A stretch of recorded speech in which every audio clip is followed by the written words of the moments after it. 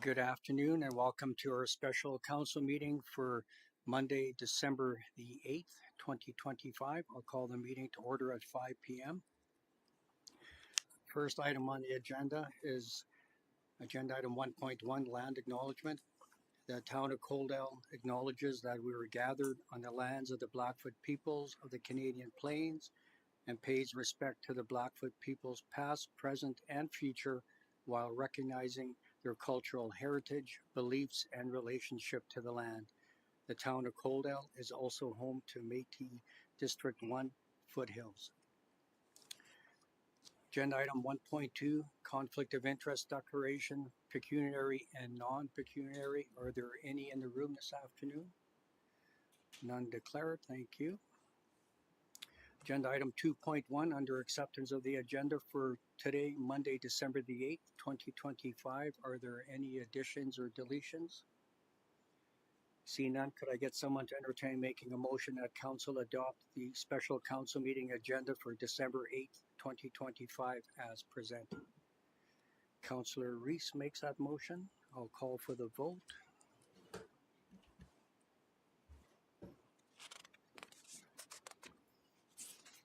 And that motion is carried. Thank you. Moving on to new business, agenda item 8.1. We have our Senior Manager of Capital Finance, Tim Koba, presenting on the 2026 to 2030 capital budget. And for our viewers at home, today's discussion is going to be strictly for information purposes only. We're not going to be making any decisions. So Tim, whenever you're ready, the floor is yours. Okay, thank you, Mayor and Council, for being here tonight. Before I get started, I'll give a brief overview of kind of the meetings that we have scheduled this month. There are 3 budget meetings scheduled, one tonight, where we'll provide an update on all of the 2025 capital projects. I will present the 2026 to 2030 capital budget. Thursday's meeting on December 11th is scheduled as an opportunity for Council to receive more information on the projects presented tonight. If there's any alternative options or additional information requested, it will be presented on Thursday. With Monday being a possible date that they approve, Council approves the 2026 to 2030 capital budget. If not, we also have a meeting scheduled for Thursday, December 17th for any follow-up items. So with that, I'll get started with the 2025 Q3 update. Now, before I jump right into the presentation, I provided kind of a summary sheet to Council to go along with the presentation. Now, what I did is all of the items in the 2025 to 2029 approved capital budget, I took out all the items that were supposed to happen in 2025 and we're reporting on them here. So whether or not they were started, completed, and any kind of general forecasts, we collected that and put them in this little summary sheet for you, and each project that was approved should be presented on tonight. And as we mentioned earlier, this is information purposes only, and this is please view this kind of as a report from corporate services, kind of just on the financial status of the projects as we see it.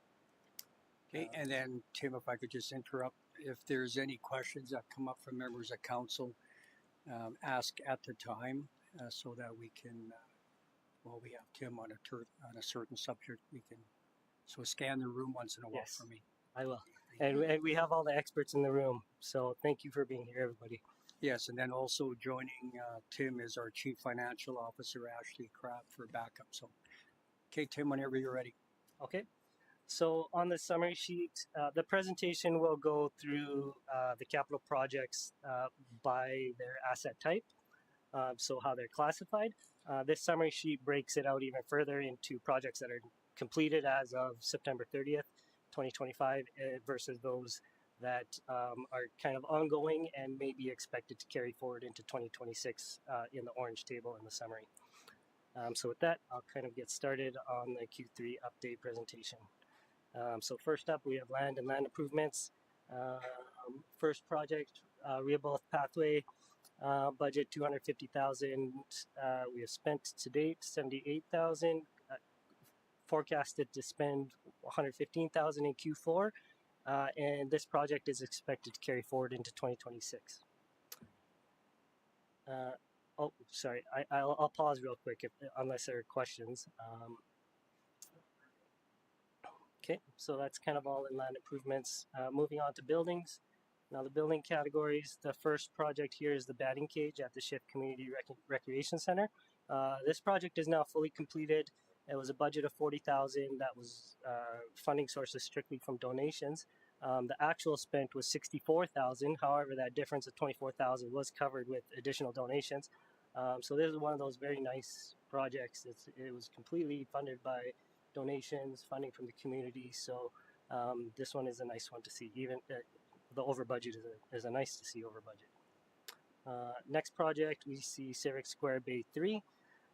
This had a budget of 100,000, just came in slightly over budget. No other comments on that one for myself. Next project, we have the Civic Square leasable space, which is just right behind me here. Budget of 50,000, actual slightly over 50,724. And for this project, the lease revenue from that site is expected to offset the construction costs over the term of that lease.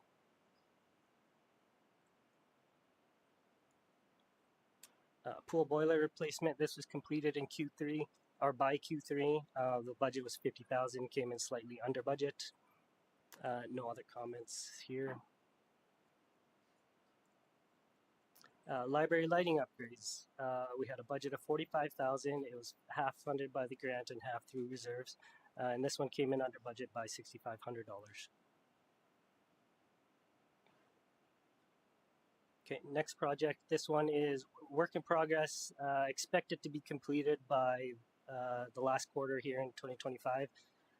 The budget was 177,106. That was carried forward from last year. For the remaining expenses for that outdoor space, we're forecasted to spend. Well, we spent 31,000. Expected to spend another 80. The project, once you consider the donations received for the Civic Plaza bench and picnic tables, of 24,000, we're expected to be under budget by about 89,000 on that project.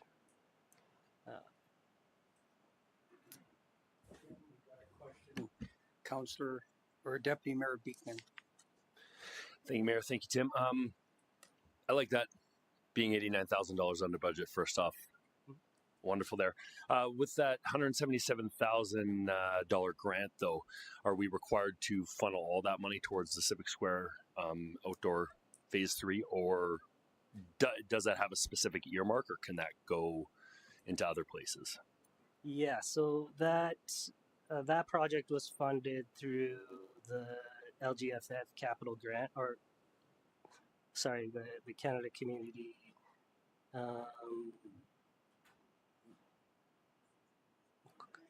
LGFF. That was funded through the LGFF capital grant. So if there are savings on that, it would go back into the LGFF pool, but we can reallocate it to another project or a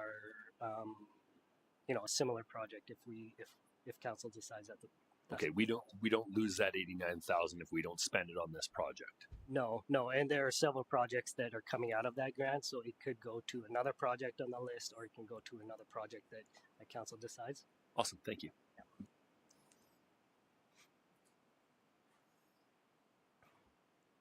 Okay, seeing no more questions, I'll move on.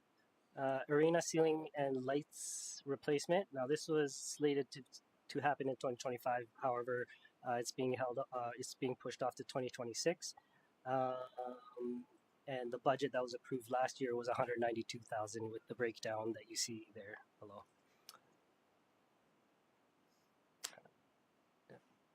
Next project. Oh, we had a question on the... Councillor Pickering has a question. Thank you, Mayor. Through to Tim. So this budget that was set for this 192, what happens if you go to do this and it's 280 now all of a sudden because it was postponed from last year? Okay, so that project was actually approved, but kind of only it was grant dependent. So it was dependent on funding. So unless we receive that grant, we weren't going to move forward with it. but it is in the capital budget presentation that you'll see just in a little bit here. So I guess if you have questions on the budget, it will come up again in the 2026 to 2030 capital budget presentation. Okay, thank you. Yeah.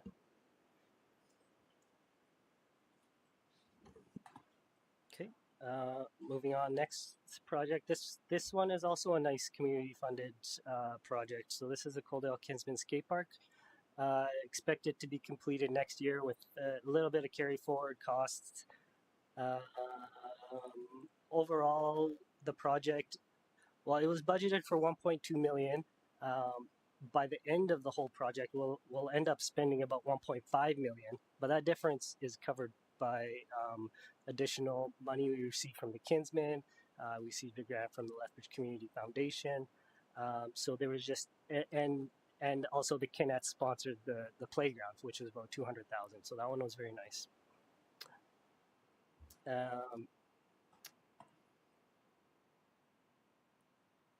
And with the forecasted expenses, it should come in just around budget. So we shouldn't spend any more than what we had allocated for town funds on that project. Okay, seeing no questions on that one, I will move on. Okay, so now we're on to engineered structures. So this is all of your infrastructure, so roads, sewer, storm, water. So the first item on the list, sewer relining program, that is completed. Actual expenses 147,777. Came in under budget. However, that is an annual program. So any savings would just kind of roll back in and go back into for next year as well. So Councillor Avery has a question. Thank you, Mayor, and thank you, Tim, for your presentation so far. So if this is an annual $200,000, why are we not then, if we've tendered it out, we know our price is going to be $147,777.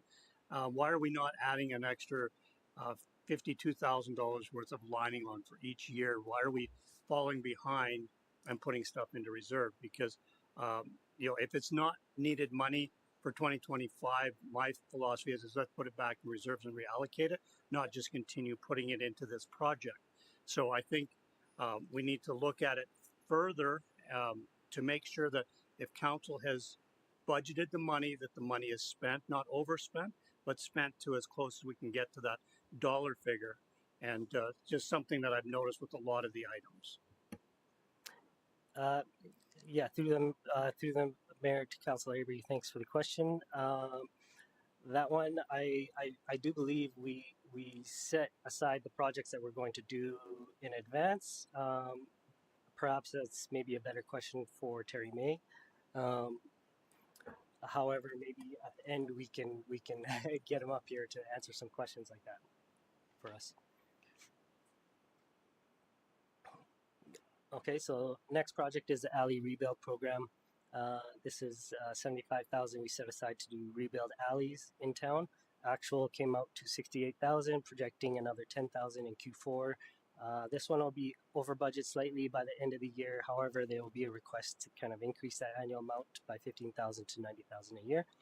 If you do have questions on that, I ask that you hold off until, because this will be presented in the next presentation. Okay, so the next slide, lagoon liner repairs. Now this one was approved for 120,000. It came back in 2025. The cost had increased. It came out to 500,000. We're looking at forecasted the expenditures 408,000, carry forward 92,000 into 2026. I do believe that our team is projecting that this project will come in under budget by approximately $40,000. The funding for this came out of our reserves, so it would just go back into the reserves once completed.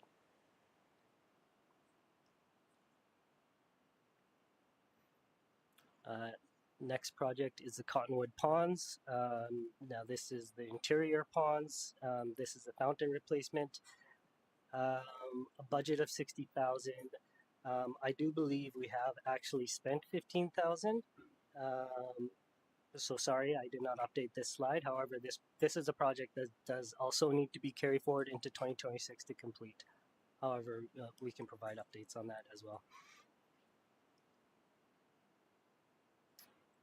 Next project, this one is one that was not started in 2025. It's being pushed forward onto 2026. There's some uncertainties with the development. It's development dependent. It will also be presented in the following presentation as well if you have any questions on that. Same thing with the seniors housing development. This was not started in 2025. This will be started in 2026. Highway 3 and 30th. Now this one, the design costs have started coming in. We're expecting about $10,000 in design costs in Q4, and that is for both Highway 3 and 30th and Highway 3 and 8th. However, this will also be presented in the following presentation, as we will be splitting this budget into Highway 3 and 30th and Highway 3 and 8th. And you'll see that in the following presentation. Next project, Highway 3 and Land Lakes Drive pedestrian crossing. Now this is a carry forward project. Just the final pieces kind of need to be paid. However, it's looking like we will carry forward a balance into 2026. And the last estimate that we have is we're looking to carry forward some budget into 2026, and there is potentially looking to be possibly under budget on that 140,000 that's carried forward.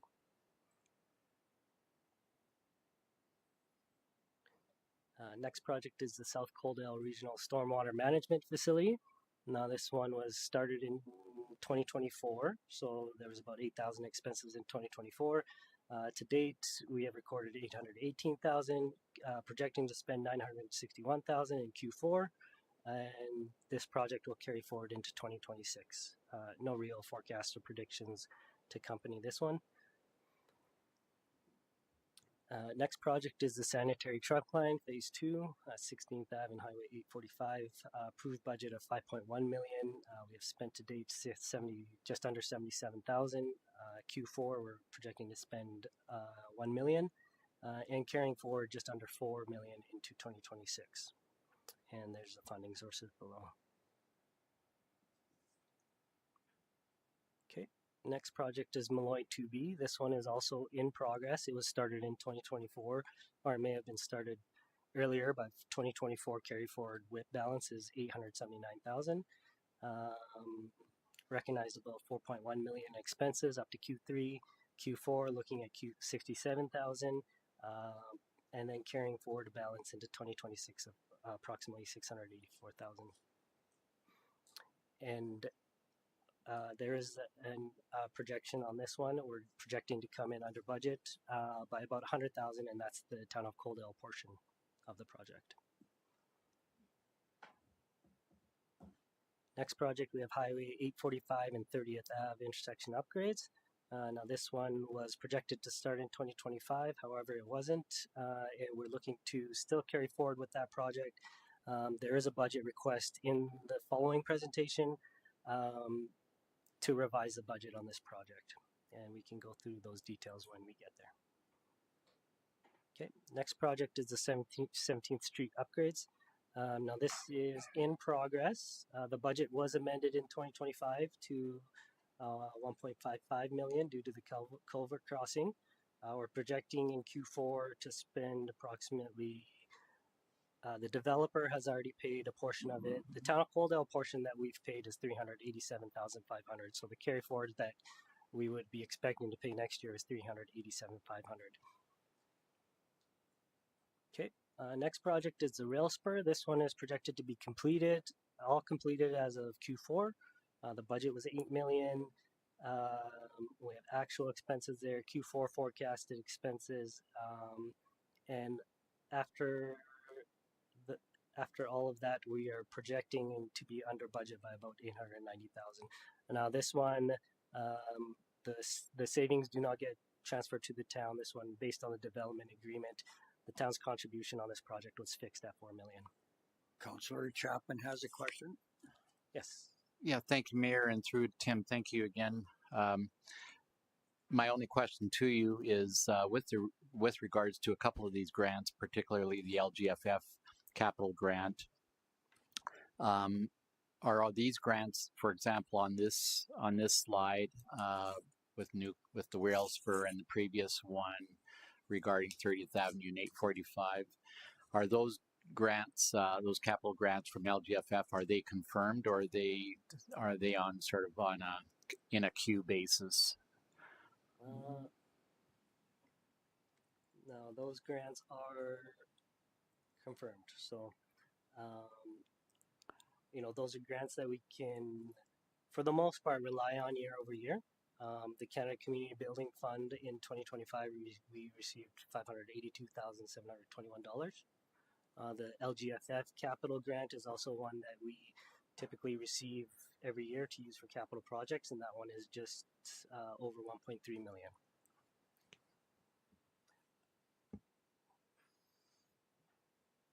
Okay. Sorry, does that answer your question? Okay. Next slide, we have the water reservoir. This is expected to be completed in 2026. Budget for that is 13.038 million. Actual spent to date, just under 9.1 million. Forecasting spent 2.4 million in Q4, which means there's a 2026 carry forward balance of about 1.5 million dollars. And this project is expected to come in at budget.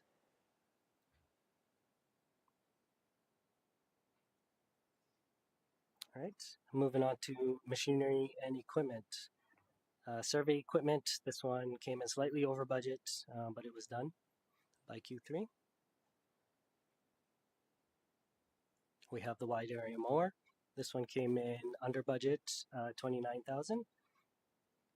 And this one is completed by Q3. Next project, we have the loader. This one also came in under budget, and it was completed by Q3. All right, and then moving on to vehicles, we have the annual program, which is the municipal vehicle fleet replacement. This one budgeted 65,000. Actual came under budget by about 11,000. Rescue engine. Now this one is this project has started. However, the first deposit likely won't be due until 2026 on that one, and the town's portion would be 50-50 based on the agreement. Next up is the Wildland F350, and this was scheduled to start in 2025. However, it's now scheduled to start in 2026. Funding arrangement on that one is 25% Town of Coaldale and 75% County, Lethbridge County. And then there's a note here that this needs to be discussed at the Joint Emergency Services Committee.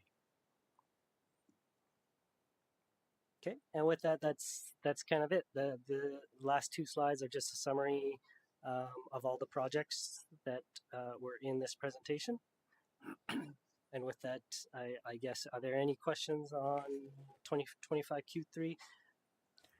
I do not see any questions, so thank you and can continue. Okay, thank you. So next up with the capital projects, or the capital 2026 to 2030 capital budget, what I'll do is I'll kind of go over that summary document. Again, I provided a summary document that kind of covers what you will see in the presentation. However, I will not be presenting on each individual project. I'll be asking the appropriate person with the knowledge to present their items. One thing I will say about this is the list is organized in the summary sheet. It's organized by kind of like asset type. However, the presentation is going to be presented by department. Thank you. Okay. Yeah. Thank you. And first up will be Clayton Rupberg.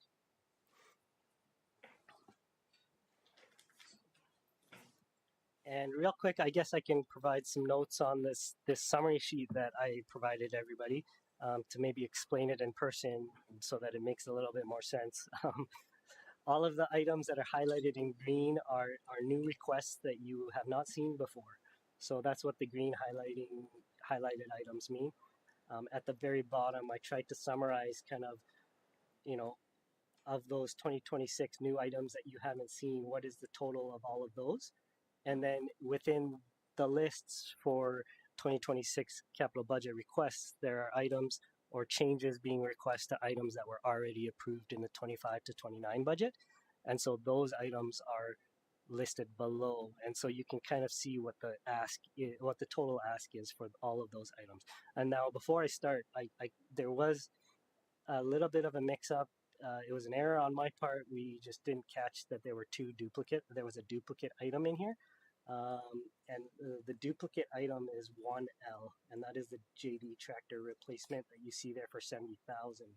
So we need to back that out. So if you back that out, if we back that out, instead of 718,000 for the funding requirement for all of the new asks, that is now 648,000 for the new request.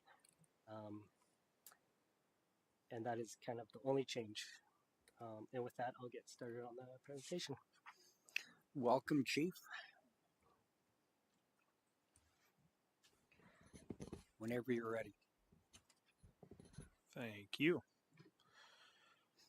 So the first item here is the wildland engine, which again, Tim kind of touched on a little bit there in the previous slide, which is mainly used to respond to various off-road type fires, such as grass fires, stubble fires.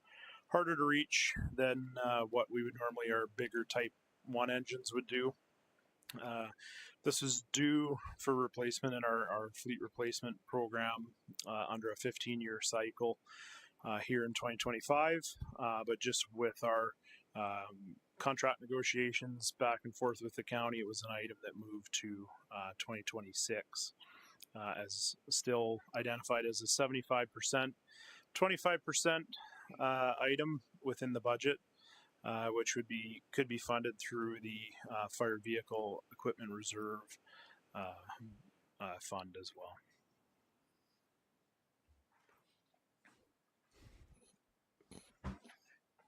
I don't see any questions, so go ahead and continue. Second one here, again, a new project, as Tim mentioned. We looked at it this year. We did examine one grant that we had applied through TransCanada Energy, which we were unsuccessful for. But currently we have a lot of supplies stockpiled throughout different facilities in town for emergency management. So combining these into something that's a little more portable and accessible, where we could take and set up at different facilities with our emergency social services team. It would also allow us to increase some of our stockpile that we have, as we are a little bit limited with some of that storage of some of those ESS type supplies, whether it be just the supplies we need to register evacuees, or even cots and stuff that we have on hand to be able to compile that in.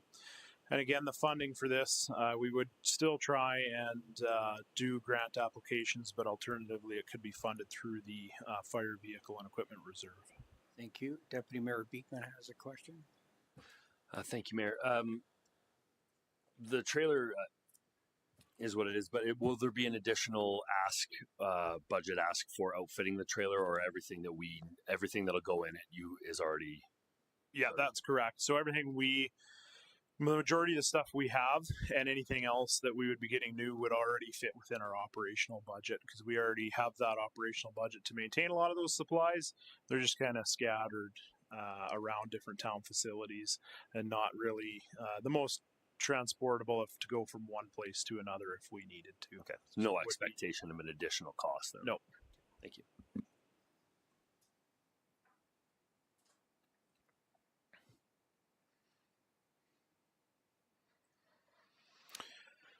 This project followed up with an inquiry after our emergency services committee, our last emergency services committee, whether our spare engine could be actually equipped to be deployable to regional events. So on advice of the Emergency Services Committee, we did some brainstorming and put together a proposal for how much we think it would cost to outfit that engine to be operational. Again, a little bit of the background: when that engine was moved to reserve, the equipment would have come off of that engine onto the ladder, which was its replacement vehicle. So it's basically a mechanical reserve right now, not really operational. So if this engine would be equipped, it would be capable of deploying, which we have seen in the past with deployments. We do get a significant revenue source from that as well.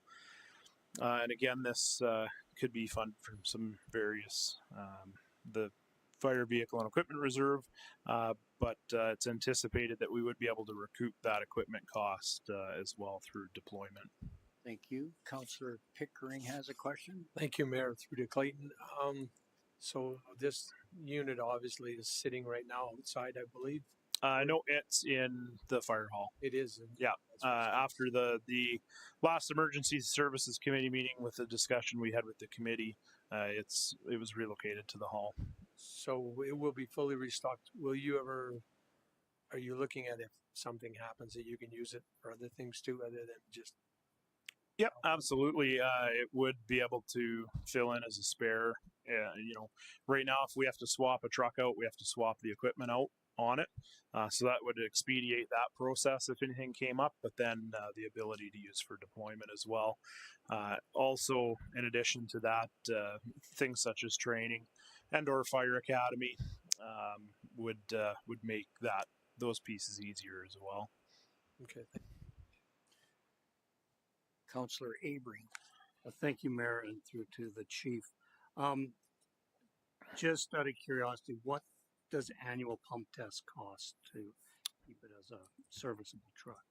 It's usually all of them right now, which it still is pump tested.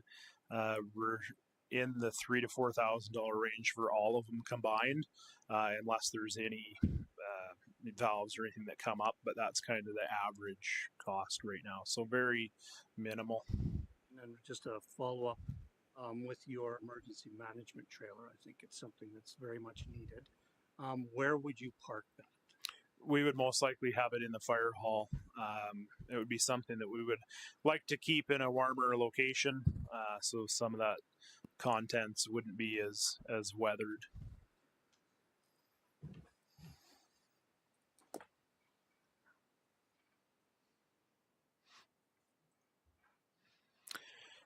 Next, we have on the municipal enforcement side, with our rebuilding of the municipal enforcement peace officer program and the removal of the photo radar van, we've figured the need for the ability to have additional vehicle so that our CPO1s can use that.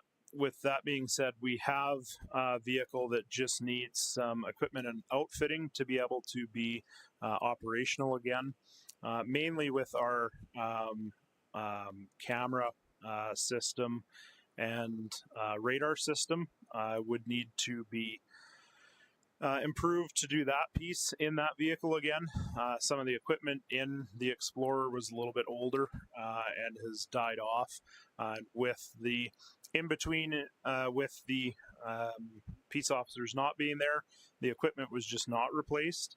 But then in addition, we have figured that we would need that third vehicle to be able to effectively deploy for larger events and have multiple staff on at the same time as well.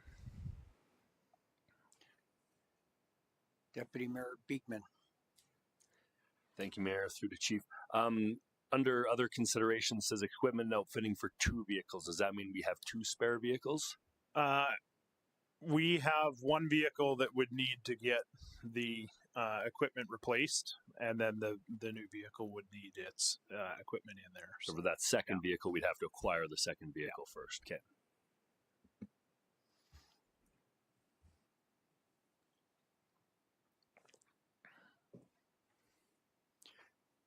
Councillor Chapman. Thank you, Mayor. Just to follow up to Deputy Mayor Beekman's question on considerations for a fleet. I think we just wanted to confirm that any of the fleet vehicles that you acquire that would stay within your department, within your fleet, rather than being repurposed. Is that? I think what that's the understand? idea. Yeah. Okay, thank you.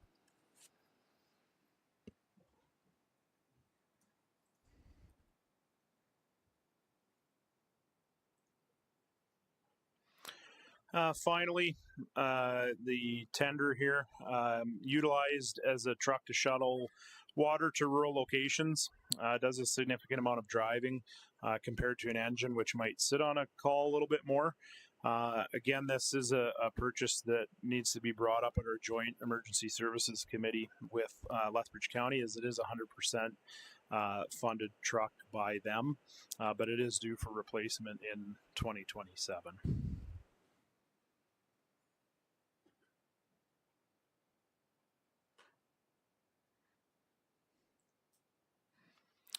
And then we have typical our command vehicles, which are used by chief staff, as well as utility vehicles or for fire inspections, day-to-day operations that we do, and also serve as a way for us to get equipment back, dirty equipment back from calls. So typically, we do have 4, which are replaced one every 5 years. So they do spend a 20-year life cycle within our department. These are also typically funded 50% by Coaldale, 50% by Lethbridge County, which again, the town's portion could be funded through the fire vehicle and equipment reserve. Deputy Mayor Beekman. Thank you, Mayor. Will this be in addition to our 4, or are we planning on retiring one of the 4 and then this one will take its place? Yeah, that's correct. It would be a retirement and taking the place of a 20-year vehicle. Councillor Avery. Thank you. And Clayton, this question is not for you. It's for Tim or Ashley. The reserve that we've got for the fire department, I believe it's sitting at 1.257 because last year or the year before we doubled it because we were not sure about the partnership with the new engine rescue that was being purchased. So is this really 1.2 million sitting in there, or should we be taking 750,000 off of that reserve because the county is paying for half of that rescue engine that we are purchasing? Yeah. So Tim, you just got to turn your microphone on, okay, please? first time. Through the chair to Councillor, who asked that? Councillor Avery. Thank you for the question. Yeah, the reason I have the fleet reserve there and it just looks like that number doesn't change is because that is just the balance as it is right now. So once we start backing out the items that are approved, we can provide a kind of like an updated reserve balance. I do have that if you would like that number after we take out all of these items, kind of like at the end of the year. What does that look like, right? It doesn't have to be tonight. Okay. But yes, we are looking at that to make sure that it doesn't go in the negative. Yeah. And Chief, if you can turn your microphone on again, please.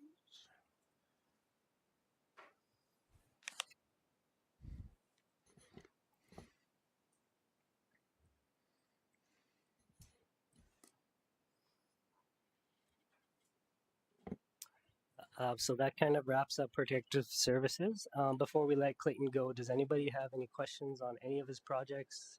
Could be from the Q3 update or from what you saw. If you do you have any questions before we let him go?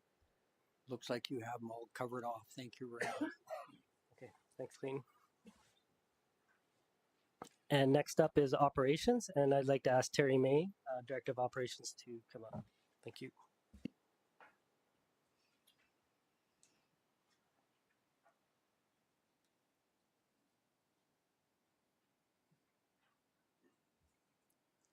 Good evening, Mayor and Council. So for tonight, for operations, we're going to start with the fleet replacement, vehicle replacement program. This has been ongoing now for 6 or 7 years. We replace one vehicle a year. Council has replaced 10 in the last 6 years. We had 1 year where we had 4 at one time. We are currently in a position where we are needing another CPO vehicle. So our recommendation this year is not to replace an older vehicle, but to use those funds to budget for the CPO vehicle. Currently, the fleet is in fairly good condition right now. Age is almost under 10 years now, so for average age of vehicles. So we recommend that if that's needed for a CPO vehicle, that we use these funds for it. Thank you. Deputy Mayor Beekman has a question. Thank you, Mayor.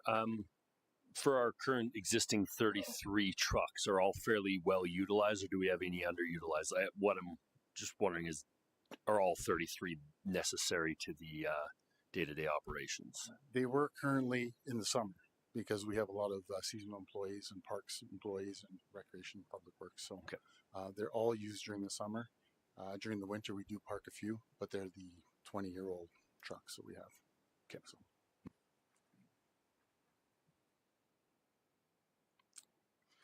The second item on the list is a tandem replacement.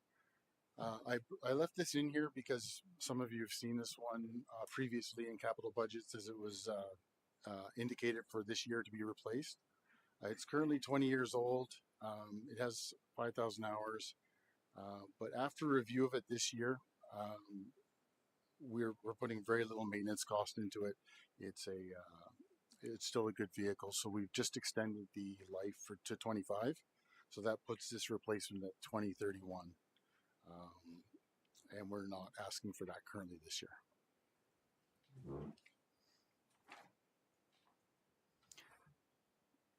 Councillor Chapman and then Councillor Avery.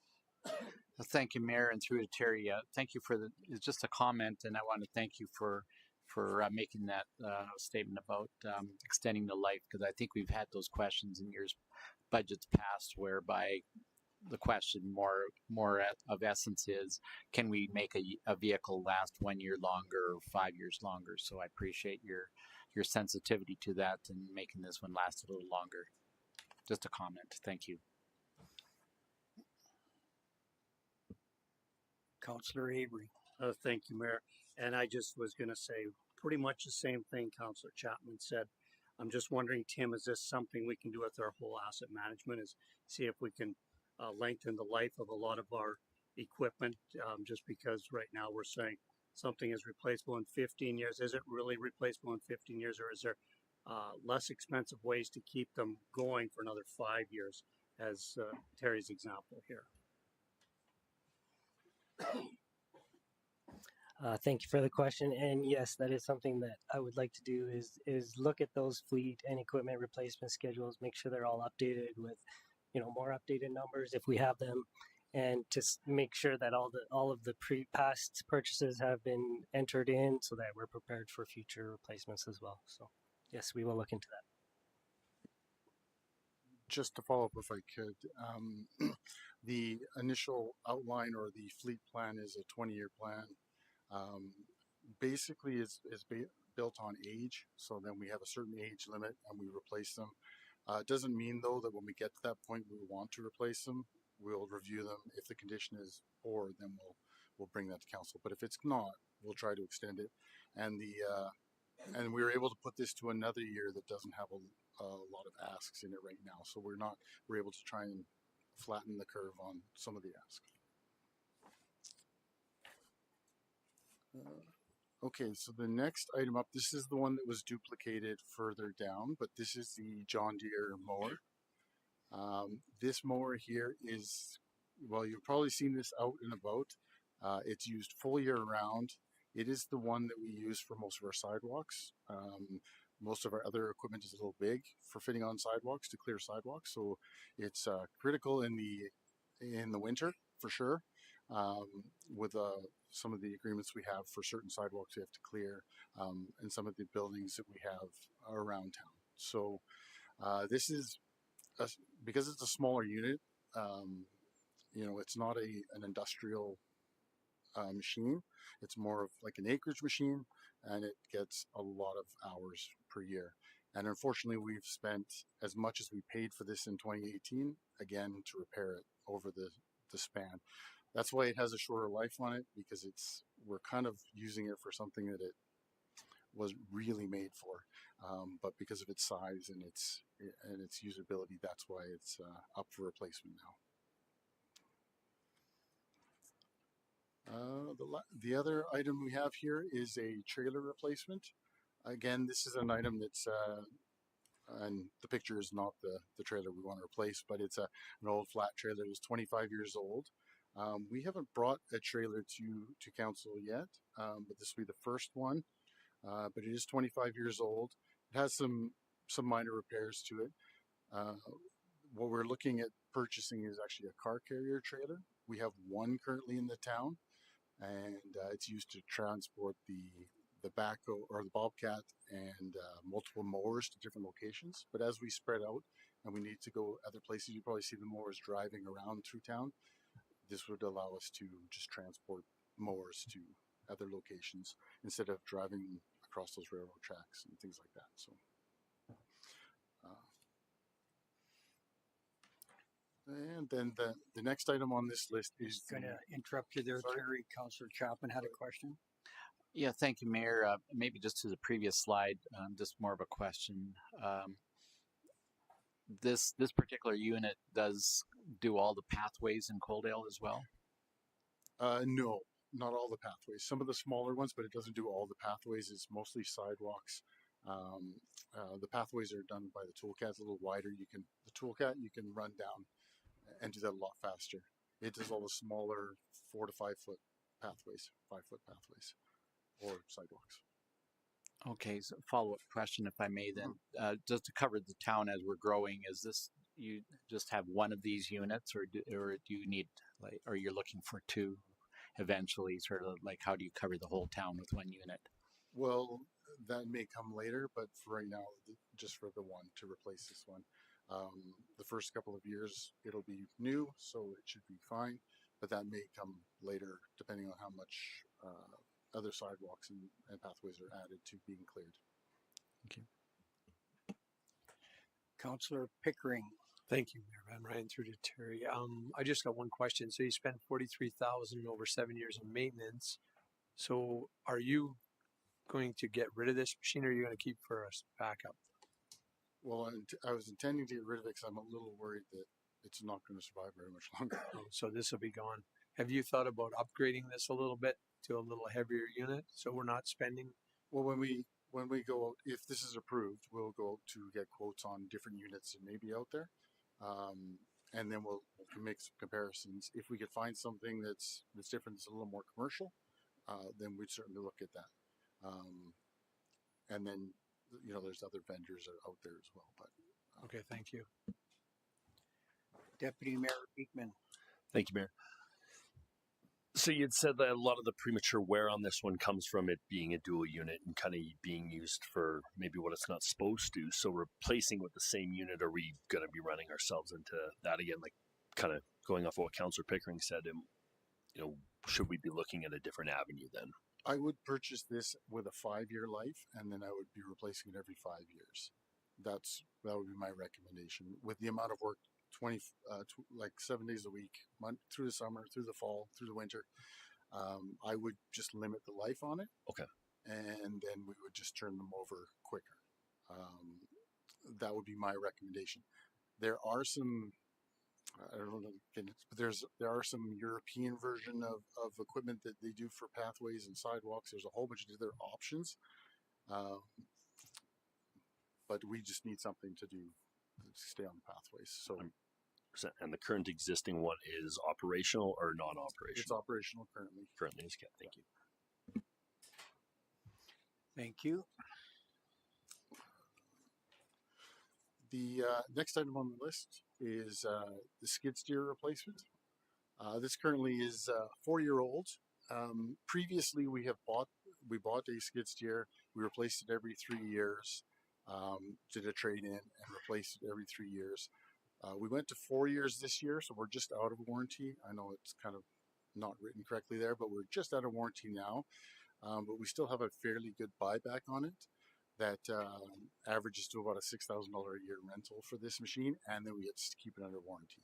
So that's the purpose for this one being here, is that if we were buy back every 3 years, we keep it under warranty, we don't have the maintenance costs, and it's a fairly low overall cost.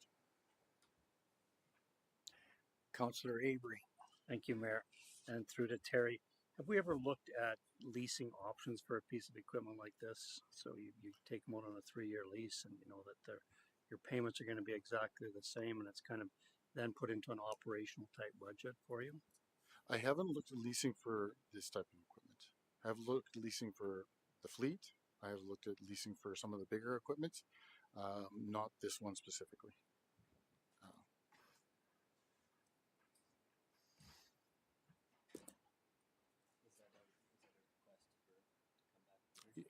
I guess that would be, would you like me to come back with some more information on that?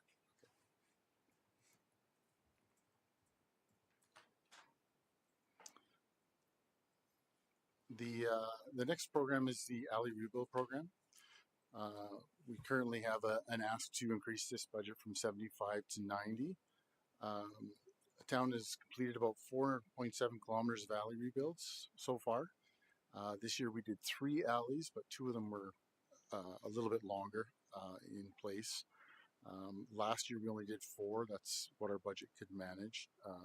So just with costs increasing overall and to maintain the number that we're doing, we're just asking for a slight increase to that one. Councillor Chapman.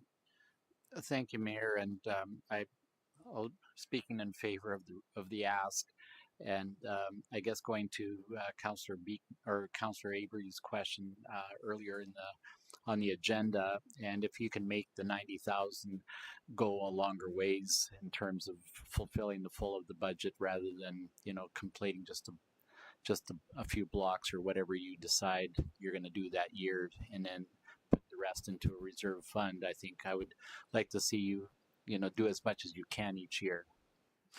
Yes, this one is going to be overspent this year, but I do understand the point on the sewer lining, so which we'll get to next one, which is the sewer relining program. $200,000 a year. It's been ongoing now since 2018, 2019. And we've done about 4 or almost 5 kilometers of clay tile relining so far. Normally what we would do is we would invest in the relining, and then we would spend some money at the end of the year on cammering for the next round of relining, and then so we just didn't get to that part this year. That's why it's a little bit lower than. So question for you, Terry, then, for when you do the camera on the clay pipe first, as far as tree roots and stuff, how often do you come across that? On the main lines, not as much as on some of the services, especially in like 19th Street, 18th Street. Those are pretty intense for tree roots. 24th Ave has some as well. But in the main lines, not as much. I'm sure there's a few odd ones that would have a little bit more, but most of the main lines are not full of tree roots. Okay, thank you. And that's, are there any other questions for me? Any follow-up questions for Terry? Well, thank you very much for your presentation. Thank you.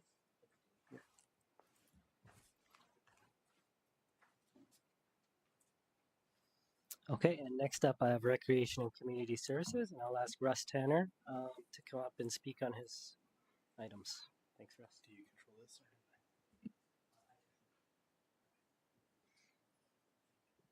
Okay, good evening, Mayor and Council. So we'll just get right into it. The first piece of equipment is a Field Pro.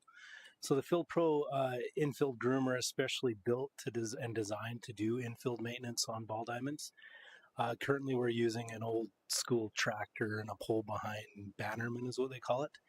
It compacts the soil quite heavily, and also you lose a little bit of control, and it creates edges on the grass surface and things like that can become playable discrepancies and can hurt some kids and things like that. So there is additional maintenance when you're using other pieces of equipment, where this is a more specialized piece of equipment that we're asking for here to replace the maintenance that's happening currently with a tractor and a pull behind.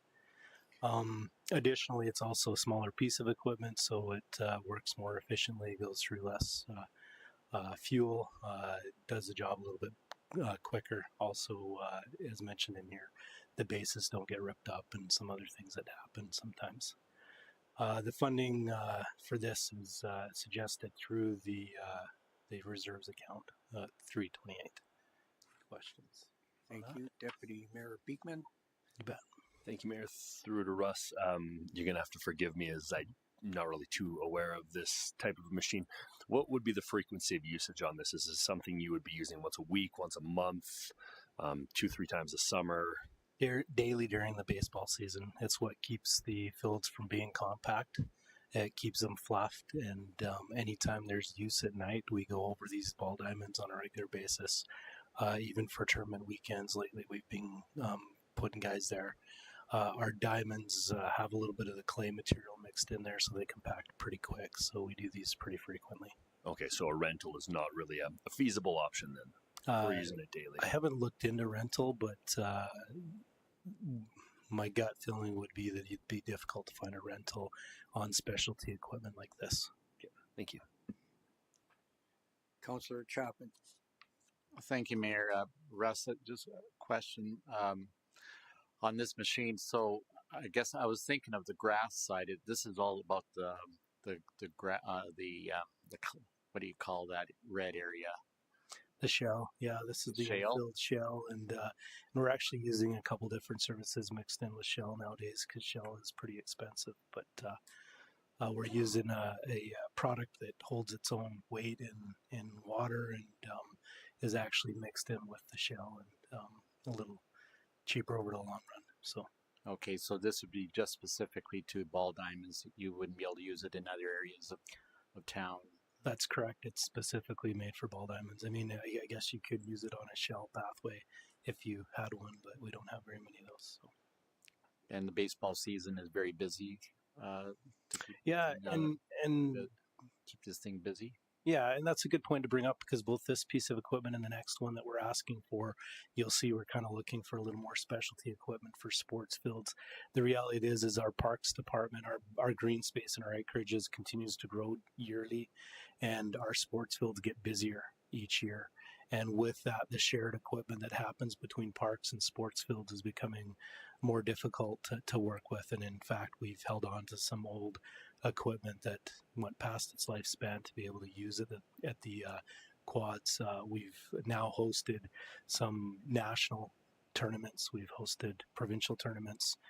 Codel's on the map right now for hosting some pretty high quality field to play. So, yeah. Just maybe a quick comment. Just wanted to thank you and your team for the preparation work that you've done for the tournaments, particularly the one for the university this fall. I really appreciated all your work that you put into it. And some of you around here helped out, so appreciate that too. Deputy Mayor Beekman. Thanks, Mayor, and sorry for the follow-up here. Just something else that I forgot to ask. So again, I'm not too up to speed on the Field Pro. Do we have options that are maybe run-of-the-mill, maybe not a $55,000 option, something that would do marginally the same job for maybe a $30,000-$35,000 or something? I wonder if it's an all-or-nothing kind of thing here. So it's this piece of equipment actually is less cost of what many people are doing because you can find that you can use a tractor for multiple things. However, the tractors that are able to handle the Bannermans are not compact tractors, they're bigger tractors. And so the current piece of equipment that we're using with a pull behind tractor is actually more common. However, as these specialty pieces of equipment have actually dropped in price, this $55,000 piece of equipment not even too long ago was closer to 100. But supply and demand's out there and more people are buying these. And so this has actually come down in price and is a better, more efficient piece of equipment than what the alternative is. Councillor Avery. Thank you, Mayor, and Peter Russ. Is this a piece of equipment that can be GPS operated rather than human operated? Kind of like your line painters and stuff like that. Not that I've come across. Okay, just checking. It's probably out there somewhere. I'll look into that. Councillor Pickering. Thank you, Mayor, through to Russ. One question about this is, so how are you moving this around? Are you trailering this, and where are you storing this? Going to be storing this? It sounds like this is a ball diamond unit. This would be stored out of the quads. This will be stored there. Yeah, it wouldn't be moved around. Okay, thank you. You bet. Councillor Chapman. Thank you, Mayor. For budget purposes, then if this item is approved, then it might become a regular ask for a cycle of budget requests in the future. So the lifespan of this unit might be 5-10 years, and then we'd be putting money into reserves for a new unit in that period of time. Yeah, this would replace the tractor and bannerman pull behind piece of equipment, and I would anticipate the lifespan for it to be similar. So it's not an add-on piece; it's replacing a tractor and bannerman piece of equipment, and I would anticipate the lifespan would be similar.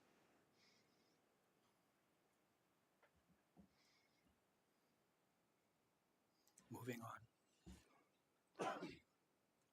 Okay, the next one we're going to stay out with the sports fields. This is a Toro Grounds Master 4500D. So this piece of equipment, because the width of it's 9 feet, plus floating decks means you can cover more area and reduced labor costs. The floating deck design helps avoid scalping things, which is important certainly on a sports field, because anytime you damage the turf and then it gets played on from a sporting perspective, it tends to not come back on you. And so keeping the turf healthy. It's a high-end mower, but it helps the aesthetics also. So if you look at sports fields where you've seen the striping action, golf courses also use a similar piece of equipment, and it gives it the nice striping action on the fields as well. Compared to traditional blade mower setups, this piece of equipment can mow more area in less time, saving both hours and operations and fuel costs. The funding is also suggested from the reserves account of $328,000.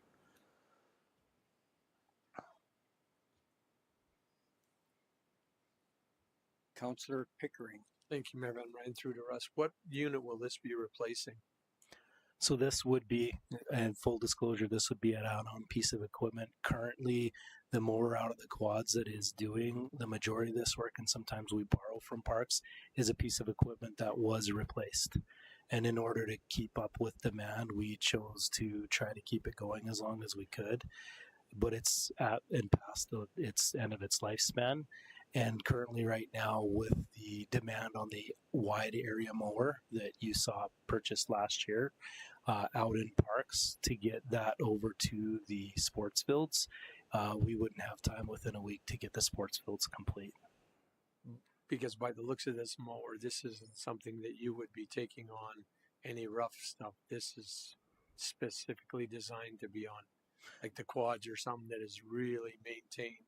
No rocks, no weeds, no nothing. Absolutely. Our intent, if this is approved, would be to keep this out of the sports fields, to not transport it, and to only use it on a sports fields space. And that would relieve the pressure to being needed to borrow equipment from parks for the green space and acreage that is also being done outside of the sports fields. Again, over the last 10 years, green acreage space has grown drastically. We haven't really grown our fleet to that demand, and we've borrowed to make sure the sports fields were maintained.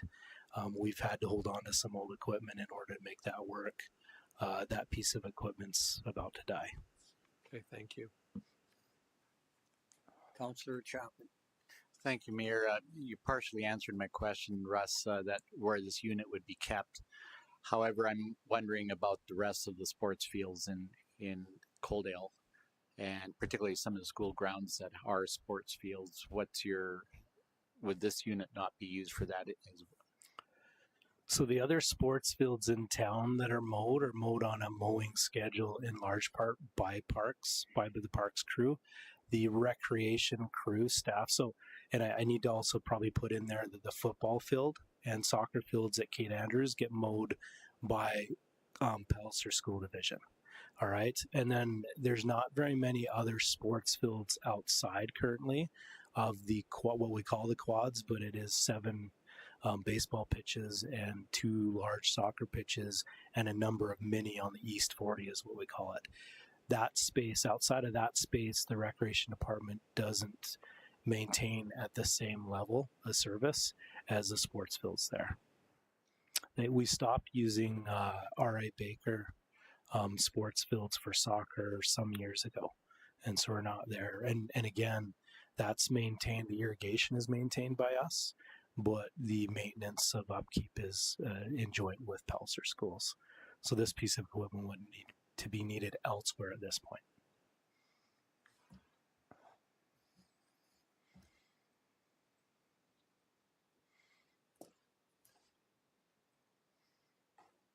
Okay, so over the rec center, the artificial turf, it has what they call a pile, so it's actually supposed to act like grass, be simulated like grass. And what happens is over time it lays down and it's not standing up. And so what we've been doing is using landscape rakes to kind of rake that up and try to do the best we can to keep that playing as efficient as possible. What we've found is it just doesn't have the same effect that the piece of equipment that the contractor that installed the turf had brought initially does. And especially after we take it out and stack it, we noticed mostly once you take it out and stack it and that weight comes on it, it really laid down more than it normally does. So when we got it back out more recently after doing the movie in the park in that space, we noticed that we really had to go after it and rake it. And we've looked into a number of ways to be able to do this most efficiently and not as time consuming as it's been, and to do a better job of it. And what some people do on outdoor turf like this is they'll pull a kind of like a rake behind like a golf cart or an SUV or something like a small sport utility vehicle. That doesn't really work indoors, especially. It's not a good combination having something hit the glass on the glass boards of being pulled behind. And so we went back to what Centaur Athletic Products had used when they had installed and asked them what that piece of equipment was. And it is this. And they modify it into a propane use rather than a gas. And they do sell this piece of equipment, and this is what most people use indoors. How does it work with gum? I don't know. I can't answer that question. Much of a problem, gum? We would, yeah. So we go around and inspect the turf prior to doing any maintenance, anyhow. And there's only been a few occasions there's only been a few occasions where gum has really stuck to that synthetic turf to the point where we've had to really work at it. I myself have pulled a few pieces of gum off or picked up, and they actually didn't adhere to the turf. So, but I imagine this running over it wouldn't be a good thing. Okay, thank you. Yeah. Councillor Pickering. Thank you, Mayor. Through the rest. So how often will you have to do this on that turf? And my next question is, how long do you think that turf's going to last if we keep brushing this? Because obviously it sounds like it's being well used. Is our rate of rental going to keep up to the cost of having that turf in there? Because this is just going to be an ongoing cost, right? The more you work it, the more you brush it. It's just being factored in on this. It's a good question. So initially when they brushed it, they did loosen up some of the loose materials in it and vacuumed it out. And I actually had asked that question to the person there about that piece of equipment. As long as it's used properly, it shouldn't create any more wear and tear. It's basically similar to a high-powered vacuum in just standing up the pilings. So to my knowledge, I don't believe that it increases or decreases the life expectancy of the turf. We do it currently in areas where we see there being a problem, and that might be where somebody has during whether it's like baseball or things like that, have laid a piece of equipment for a long period of time and have pushed it down. So we spot do it on a regular basis with rakes. It's not doing as effective a job as this would, but we do it on a if we had this piece of equipment, we'd probably look at doing it at least, every couple weeks at the most. And then anytime we stack this and then put it back into place, that's where we really noticed it, is once we had pulled it out and we put it back into place, we really needed to go over it because it was flat. It wasn't even playing similar to what it was normally. Okay, thank you. You bet. Good. Okay.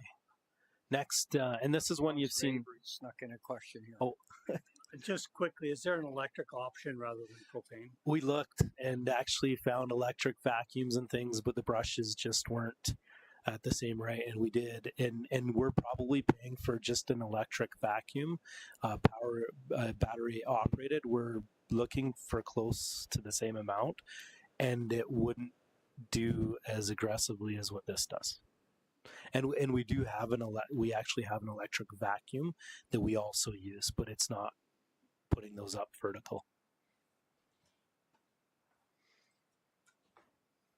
Okay, you've seen this one a few years in a row. The ceiling in the arena to help your memory if needed. But what's happening is there's something they call low-E ceiling, but it's an insulated ceiling that creates an opportunity for some more, value to keep the heat that is having to come into the space in there, and in some situations the cold as well. But that's our ceiling in an arena, in most arenas. And then you've got the lighting, the old school lighting that's still sitting there. And we've always grouped these two projects together because we don't really want to replace the lighting without replacing the ceiling, and vice versa, because they kind of need to be done at the same time because there's penetration through the ceiling. And so we're bringing this back. It's been grant dependent for the last 2 years. And we haven't been successful at the grants, at the large grants. This year, we were successful at getting the Community Energy Conservation Grant at $18,912, and we were able to apply to have that carried forward into 2026, but we won't be able to carry it forward beyond that. That's also a grant I want to point out that is only accepted if they've deemed what we're planning on doing with the lighting to be 50% more efficient. And so we were approved for that. So there's going to be, once this happens, some pretty significant savings, even in efficiency for lighting, is what we anticipate. And so we have that money. We do plan on applying for the CFEP grant. We also plan on approaching and confirming with the Friends of the Arena some funds coming out of the Friends of the Arena, which 2 years ago that was approved as part of the budget. And so I'd anticipate that is a reality moving forward. But we did want to point out that we're at a point in time now where we feel like this is a project that even when we did the ice pad and dasher boards, we looked at trying to get it in there with the grant. It just hasn't come to fruition, and it's something that we really need to go forward with. We're pulling loads of pucks out of that ceiling every single year that are just getting through it. And I will actually point out that the budget to accommodate the question that was asked earlier by Councillor Avery is these are new numbers that have actually just recently, and believe it or not, the costs have actually gone down. That's in most part because there's a new lighting system that we knew was installed in Raymond that they really like. They have control of how much light for different activities is taking place and coming out, and there's fewer fixtures with that new design in there. And the other thing is low-E, just really quick Coles Notes version, but the low-E ceiling we have in there right now is a version that is kind of like a blanket, and it's easily penetrated with pucks and things like that. What we've budgeted in here is actually getting rigid insulation put on the ceiling, better R value, but because our ceiling is so low in that arena, it'll also last longer. Thank you. Deputy Mayor Beekman. Thank you, Mayor. The upgraded lighting, and I only ask this from personal experience. I've broken a few of the lights in there myself. How are they going to stand up to pucks? They do have screens on them, and they're built for the arenas. Okay, Yeah. fantastic. And those ones weren't necessarily built for arenas. They were putting screens on them after the fact, right? And I'm not a very good shot, so Thanks.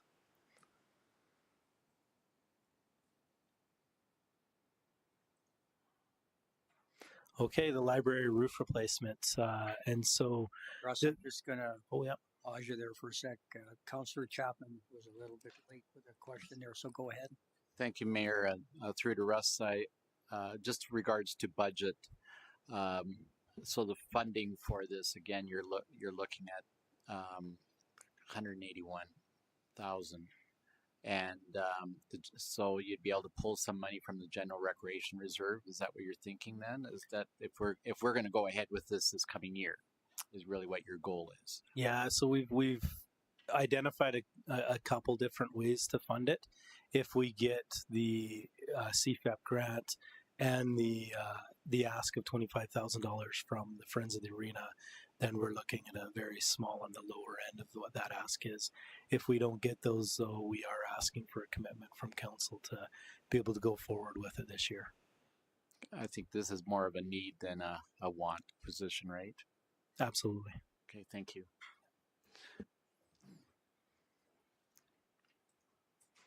Okay, the library roof. So this one, we have updated the budget on this because this has also been on the docket. This is one we actually pushed off in looking at its life expectancy of the current roof. Since we've gotten, another individual on staff that has a little bit more knowledge in this type of project, and he's had a look at this.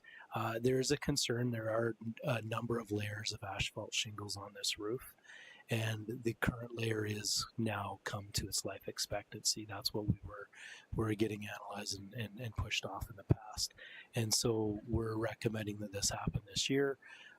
The library board has agreed to split the cost with the town 50-50, and we also have library reserves currently at 22,000. So the ask for this remaining 13,000, it's suggested could be funded through the 2025 surplus.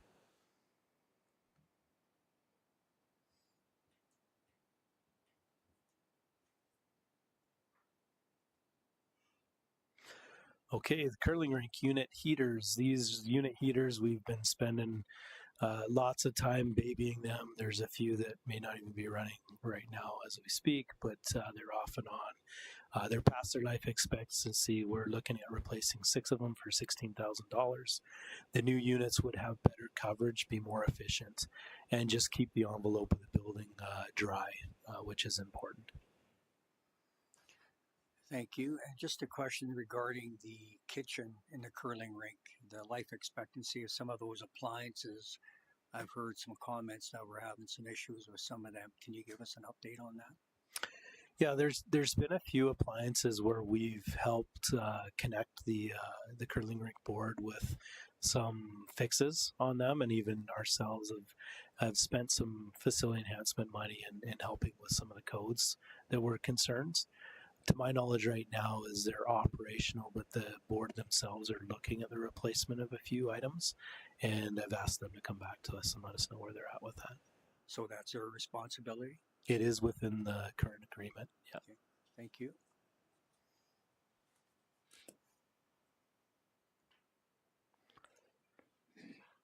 Okay, Pinnacle Park. So Pinnacle Park located, as you guys are aware, over by the Coldell Christian School. A small portion of land is owned privately by the Coldell Christian School, but the majority of that space and land that we're talking about right now is owned by the town. And this group was the same group that worked on what's now Pinnacle Park in 2017 when it was replaced. And the project was successful back then and carried in, and so that group has stayed together. And the plan with that group is now to upgrade the sports fields and add a multi-sport sports court. ensuring accessibility and safety, and add curb appeal to the green space in general. The overall budget for this is $452,815.35, and the group has already raised or plans to raise and the majority of these funds. They're asking that the town of Coaldale commit $100,000 to the project to help them get to the finish line. Full project, including the schedule and funding, etc., was attached as part of this package. And the funding for this is suggested to be the Parks and Playground Facility Reserves, which currently has $112,000 in it.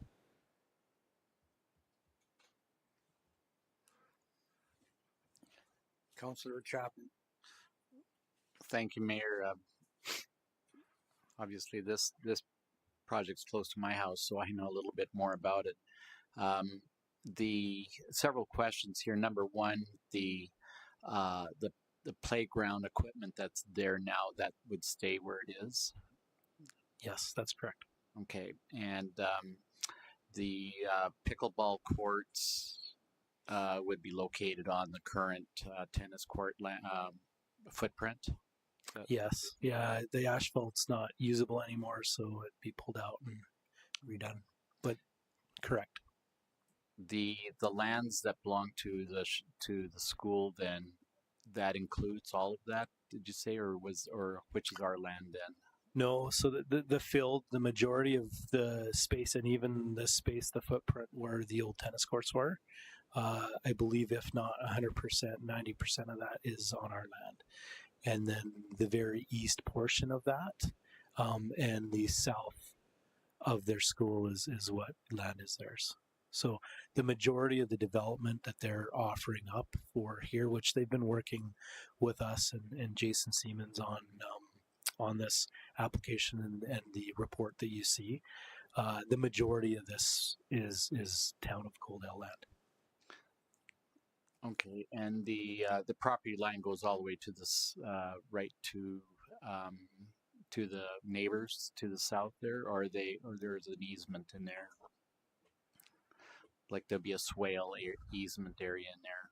I'm not 100% sure, but I don't remember seeing an easement. And for there is, yes, there is an easement. So you're correct. So, and then for budget purposes, would they be doing the project bid and contracting on the project, or would that be something the town would be responsible for? Yeah, no, their plan currently is for them to go forward with this project as their own, as long as they have our approval. Okay, thank you. Councillor Pickering. Thank you, Mayor. I'm right through to Russ. So this park, after it's completed, is this maintained by the town or is this maintained by the Christian? Yeah, currently the green space is already maintained by the town. Okay, but this new development will be maintained by the town too? It will be, yeah. Thank you. Yeah, I mean, there hasn't been a whole lot of talk of that, but it currently is, and it falls on ours. I don't anticipate the school in partnership, though. Like we could certainly work with them on something.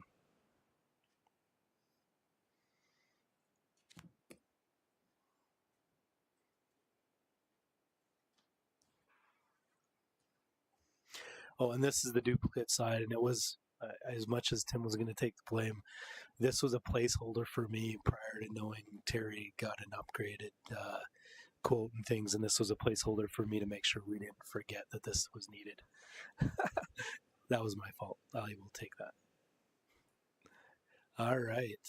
Civic Square, yeah. So this is another one you've seen, but the following project represents the enhancement to Civic Square and some options. Really, what we're doing here is we're just presenting council with some options that you've seen in the past with and we'll kind of go over the audio video system in just the next slide in a minute, the outdoor projector mapping and the gazebo. And then there's also been some talk in the past a little bit about a fountain and also about a 20-foot tree. And so what we wanted to do is just bring this forward as here's still some options out there. Potential options. Administration's projecting that $89,000, as you've already seen in the 2025 updates, that there will be a surplus, but council could choose to use this money to fund any one of these items or a couple of these items if they chose to, or they could choose to put it back into reserves for the future John Davidson property and the overall downtown master plan when it's complete, and use it then. So the next slide, though, just to kind of refresh your memory on what a few of these items were that came last year, is the Civic Square audio and video, outdoor audio and video. That would be taking the technologies we have with audio and video that exist in council chambers and in the atrium, and it would extend them out to Civic Square so that if there was an event, that event could actually happen simultaneously in both places, whether it's the music or a speaker or entertainment happening. People could we could broadcast it inside here to the warmth while there's things happening outside and things like that. So we'd just be able to speak to each other.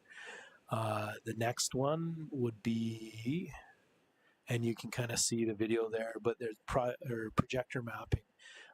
It's becoming popular in a lot of places where you can do projector mapping onto buildings. You can do projection mapping onto like ice surfaces. It's just an interactive way to, rather than doing lights and things for building. At one point in time, I know we had priced up lighting, Christmas lighting and things for the building, and it was quite an expense, and this was something else that was another option to look at outside the box and much cheaper. So that's still a possibility. And then the next one is no problem. The next one is the outdoor gazebos, two of them, and as you can see in that picture that they've been in the concept drawings of the Civic Square outdoor space for quite some time. And so, like the previous slide said, is here's some options for council to contemplate and think of whether you choose to go ahead with them at this point or want to wait until we have a better idea what's happening with the integration of John Davidson and downtown. We can do that as well. So from a pecking order, which one would you like to see if we found some funding?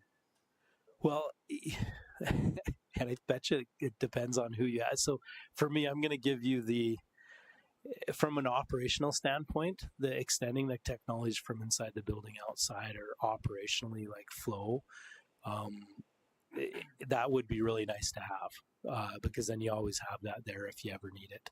And it would also allow for music to be, like right now, our speakers that we've purchased in community services and used for events are working, but they're working on nights where we have events.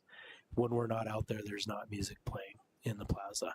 And that does help set the new mood, right, and things. And so this technology would allow for that to happen on a regular basis. And so was the infrastructure set up for that? Speakers?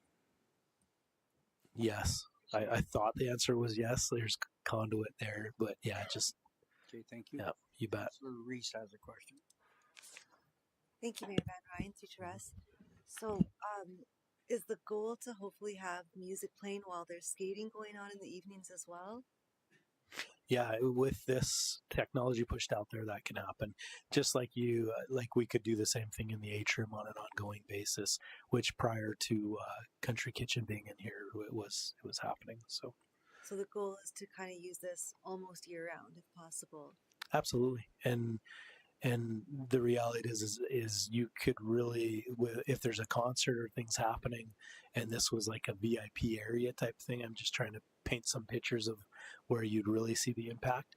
Would be on our big screens here in the atrium.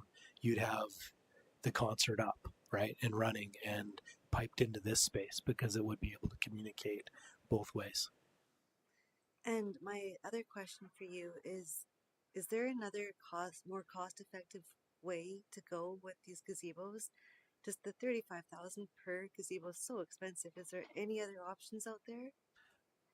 And Dustin can correct me if I'm wrong, but I think this is the cheaper option because I think this is us doing it.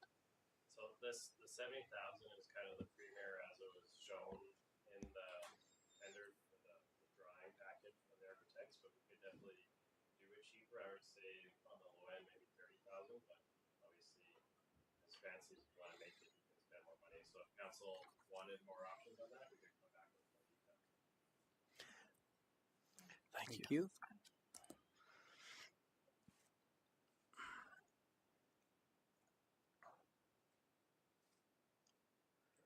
That's me. Thank you, Russ. Okay, next up, I'd like to call Dustin Yankee, Director of Infrastructure, to go over his slides.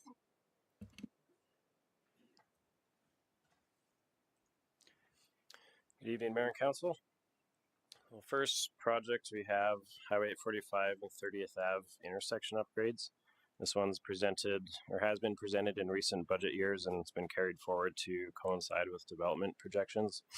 Now, just a bit of background. So back in 2021, traffic impact assessment was completed for the South Coldell and Cottonwood area. Identified that upgrades are required at the intersection, essentially looking at aligning the center lines east and west. In consultation with Alberta Transportation, they indicated that because there's a rural cross section along Highway 45, that we'd be required to construct to a Type 2B standard. And what that means is that we also have to add tapers to the highway heading north-south.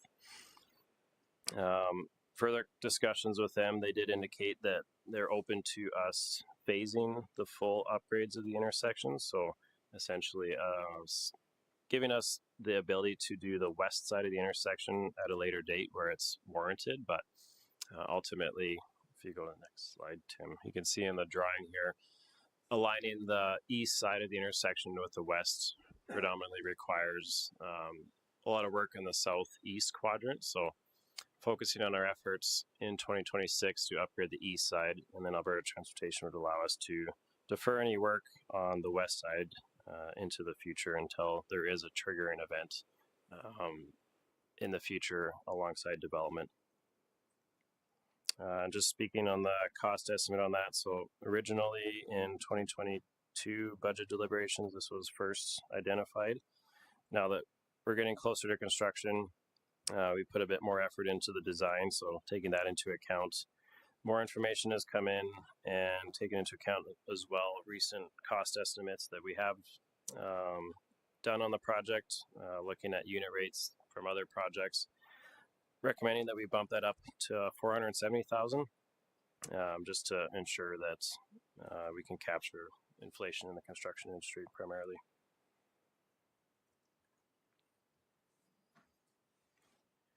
Councillor Pickering. Thank you, Mayor Van Ryn. Through to Dustin. So that is to complete the whole intersection? So that's as shown on the drawing here. That would be the east side of the intersection. So we're not touching the west side of the intersection. So 470,000 to do the east side. Have you, number one, I guess, question is the drainage along there, both sides of that road, is this going to configure in with 30th Avenue being redone? Because that is, we've redone 17th up now. This road has no sidewalks, no drainage. It's got surface drainage, I should say. It's narrow road. Now you're going to turn more traffic down there. What is this going to look like? Is this designed to handle rehabilitating that road?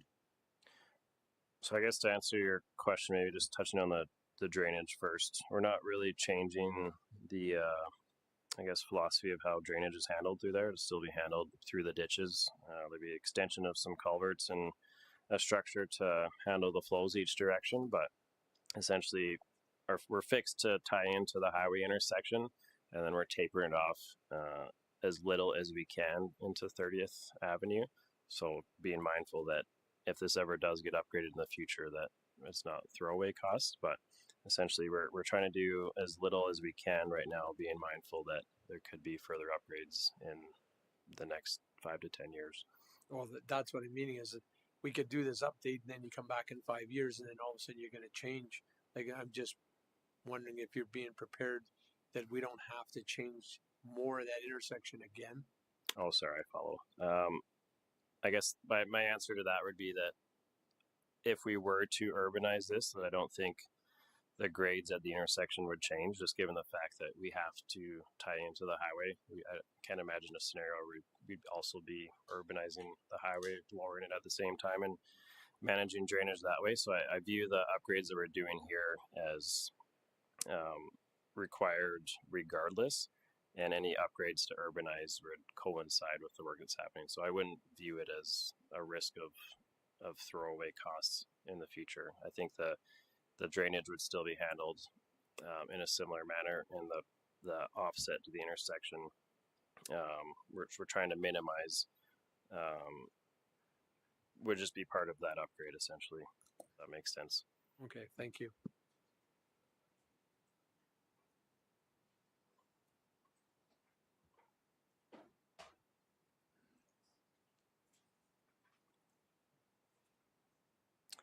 So next project we have here,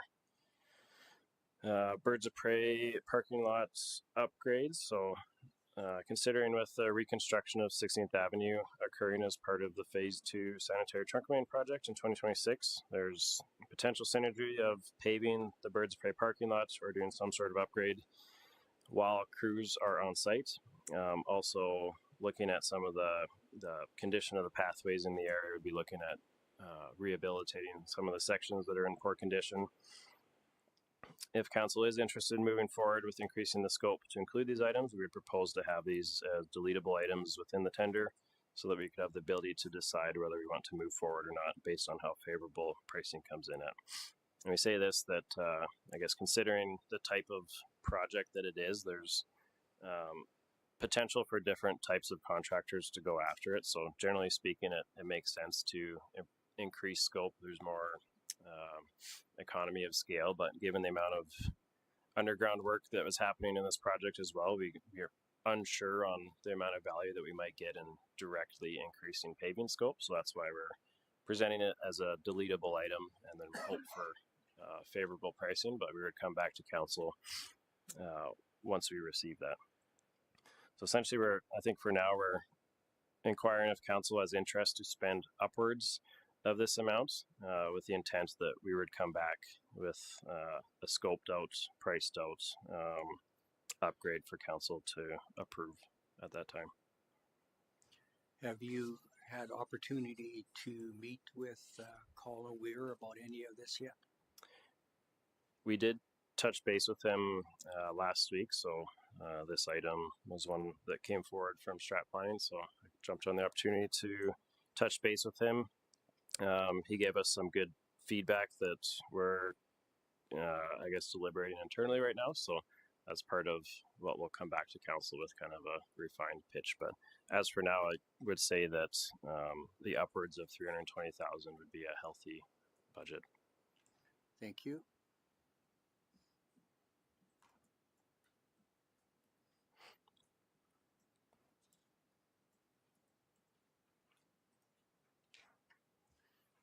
Next one, John.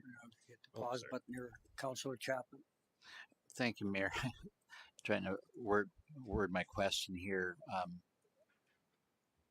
Dustin, the parking lot that you're considering, is that using the same footprint that is currently there, or would there be an option for some expansion for larger units like school buses or charter buses?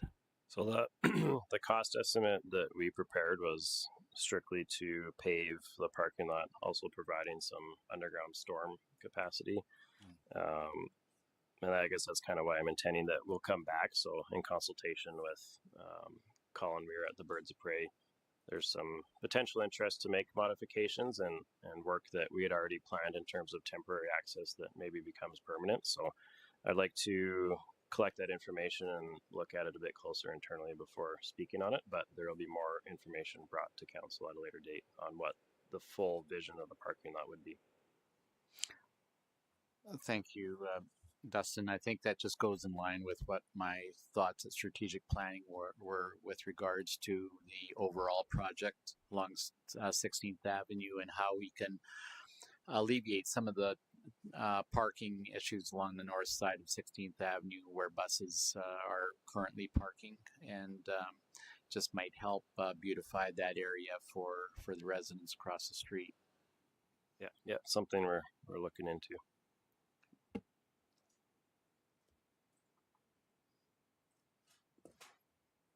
Next item, John Davidson lands. So there's no budget request on this specifically, but we wanted to bring light to it as part of the budget presentation on how we view the sequencing and timeline of what's to come. So in the coming months, we're expecting to become the rightful owners of the John Davidson parcel.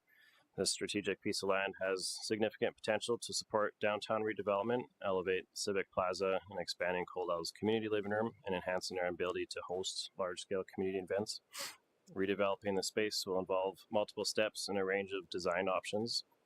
So to ensure this project is delivered to its full potential and becomes a defining achievement of this council's term, we're recommending the necessary time to establish a clear vision and plan construction sequencing carefully and avoid any unnecessary throwaway costs. So looking at 2026, our intent would be to finish the downtown ARP and downtown access optimization study. Second item is something that will come up as part of the operating budget, but essentially looking from a technical nature, the requirements for Alberta transportation when we look at extending 21st Avenue, also from a planning regard, the lands surrounding it, how that could be redeveloped. So that item will come up as part of the operating budget, but 2026 would include those. And then also looking at expanding on the Haunted School community event that we had this past October, and then allowing the fire department to utilize the facility for training in between. Moving forward to 2027, we would look at demolishing the building, clearing the rest of the parcel so it's ready for a new development. Considering the overhead utility lines along Highway 45, if we are to extend 21st Ave across, there would be some modifications required. So taking that in mind, also considering the potential beautification upgrades, if council desires that, we would just recommend to go ahead and bury all of it instead of modifying it and then coming back later and burying it. So if it is a priority similar to what we did behind Civic Square here, that I would recommend that we do that ahead of putting 21st Ave through and essentially completing all the work at once. And so once that's completed, we would look at extending 21st Avenue across alongside associated utilities, I'm talking water and sanitary, so that it can service development on the north and south side. And then look at hiring a consultant to design the remaining public space on the north end of the parcel, kind of working with council to bring their vision into paper and essentially define a scope of what that looks like. And then in 2028, we would look at constructing those plans for the north part of the parcel.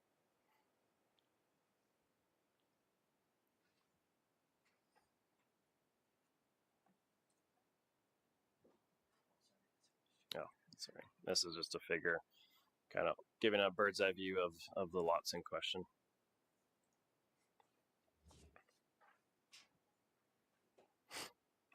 Next item, our road rehabilitation annual program. So back in 2023, we invested $1 million into our road network, rehabilitating about 1.3 kilometers of roadway. As our roads continue to age and deteriorate, we need to continue investing in our roadway network before the deficit becomes larger and larger and eventually unmanageable. By allowing them to deteriorate too far, the cost of reconstruction will far exceed the cost of regular maintenance, which can increase life cycle costs of the asset, which means more money spent over the long term. And just reiterating some info that was shared as part of the 2023 State of the Infrastructure Report, there is a $32 million backlog in roadway infrastructure. This amount reflects the investment needed today to bring all roads to an expected level of service under an industry standard 25-year replacement cycle, and then looking at spending $2.3 million a year invested annually. So I take that information with a grain of salt. It's not intended to scare you, but essentially just shed light that there is a growing deficit. Roads are expensive. It's very common across North America as well to have a large deficit, and generally speaking, when we talk about industry standard, there's not many municipalities that are maintaining that. So we generally say, from an accounting perspective, we amortize our roads, say, over a 25-year design horizon. That's what we would consider as an ideal level of service, is that you're replacing your roads within that period. And obviously there's different maintenance strategies and other methods that can prolong that life. And then also contextually to every municipality, there's different accepted levels of service. So just shedding a bit of light that I guess the importance of investing in our roads. Our recommendation is to continue investing in what's sustainable that allows us to begin chipping away at the existing deficit. We wouldn't see that overinvesting is a concern, but doing nothing will have long-term financial and operational consequences.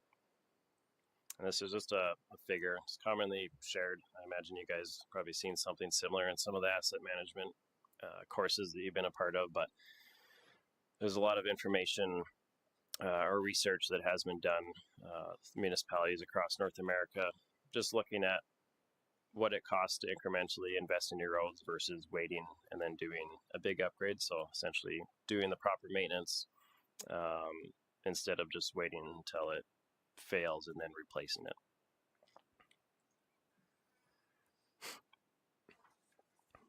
Given that 16th Avenue is going to be reconstructed in 2026, we're recommending to still allocate the annual $500,000 towards the rehabilitation program, but to carry it forward to combine with $500,000 annual allocation in 2027 to complete a larger up to $1 million road surfacing project. This will allow us to gain synergies by bundling more paving works together while also managing internal workloads year after year. So just some insight on what we could do with that money and kind of how we view some of the top priority roads right now.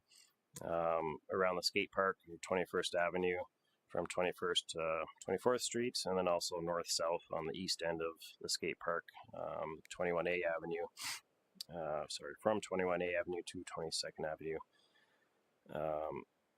If we were to bundle those in 2026, we'd look at spending about $400,000 just for rough estimation. And then when we consider 21st Avenue works also happening in 2027, we would recommend at that time to also consider expanding that scope further east down 21st Avenue to fall within that budget. So essentially, we would come back next budget deliberations at the end of 2026 to have a more refined proposal, looking at how we would spend that $1 million should council choose to carry it forward.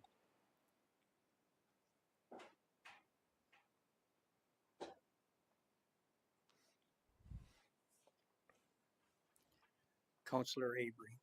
Thanks, Mayor. So just for clarity, is that supposed to be 22nd Avenue from 21st Street to 24th Street? Yes. Thank you. You know what? Someone corrected me on that before and I forgot to change it. Good catch.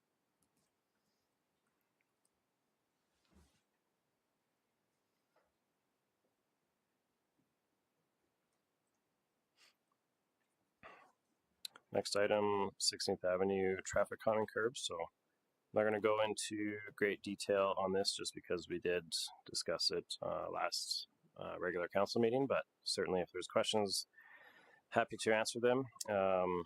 Maybe take opportunity to answer Councillor Pickering had a question about installing stop signs at 21st B Street. I just want to take a chance to explain my thoughts on that a bit more because I felt like leaving the meeting that maybe I had a bit more to add. But essentially, when we consider adding stop signs, I know one of the points you made was like 17th Street. It's a good example where it did have an impact to traffic speeds. And I don't think anyone can deny that it does slow people down. Looking at intersections like 16th Avenue, 21B, I think the only concern is risk of non-compliance. So when you put in a stop sign, if it's not warranted there for traffic flow purposes, the concern is that people don't follow it, and then it creates other unintended traffic safety concerns. So I think trying to answer your question a bit better, that it certainly could slow traffic. I think the concern is more so installing a traffic device that isn't intended to do the purpose that it normally serves and stopping people for a level of service perspective so that we can get through traffic is more what it's intended for. So I just wanted to try to answer that question a bit better. Councillor Pickering. Thank you, Mayor. I'm running through to Dustin. So we're putting the traffic these in for calming to slow the traffic down. So has it been thought of, because we have John Davidson now, which is a fenced playground, you want to call it. It's still a playground zone. Kin Picnic Shelter is right there, has same equipment in it, same fenced off. Has anybody ever thought of turning it into a playground zone there, which would automatically bring the speed down because now it's turning into a playground zone. It's the same aspect. And I was just thinking about that after we had that meeting. Why not make that into the same thing then? And then we're killing two birds with one stone here. It's not something we've talked about. I mean, I guess I should back up steps. When we first looked at 16th Avenue when it was extended to the rec center, we did the warrant analysis on whether a playground or a school zone was warranted along that zone, and then naturally say, okay, well, if we are going to put one in, would you include the picnic shelter? Through the warrant analysis, the 30-kilometer zone wasn't warranted, which we discussed briefly in the meeting last week. I think one of the considerations on where you would start that zone and to answer your question whether picnic shelter should be in it, I think the initial thoughts were that because it's a facility that isn't often occupied or regularly occupied, that again you're risking non-compliance. So again, it could help. I'm not saying it wouldn't slow people down. I think the thought is just that if you're putting in a traffic measure that people don't feel is warranted, that you risk non-compliance. So long story short, it's something that was talked about and wasn't recommended at the time, but if it's something that council is interested in, we can take it back internally and talk about it some more. Well, the reason I'm asking is because I don't know when you did your study on that, but now following in on some of the stuff Councilor Reese said too, that is busy. We've developed that now. There's going to be more houses, more people are using the pass around there. We're redoing some of the pass around there. So I'm just thinking here, if we're going to go down this road, maybe now's the time to do it. And then we don't have to deal with it later, because we're putting a path now up along 845, right into Rehoboth. Maybe this is the time to make it right from that corner, a playground zone all the way through up to the new school. So I guess just thinking forward in terms of like 16th Ave is going to be torn up through 2026. We have a bit of time, I think, to figure this out. I'd maybe recommend that, as per direction from committee of the whole last week, that we're going to come back with more information on reducing the speed limit around town, that maybe we could consider that item at the same time and come back with a more thoughtful answer for you, if that's fair.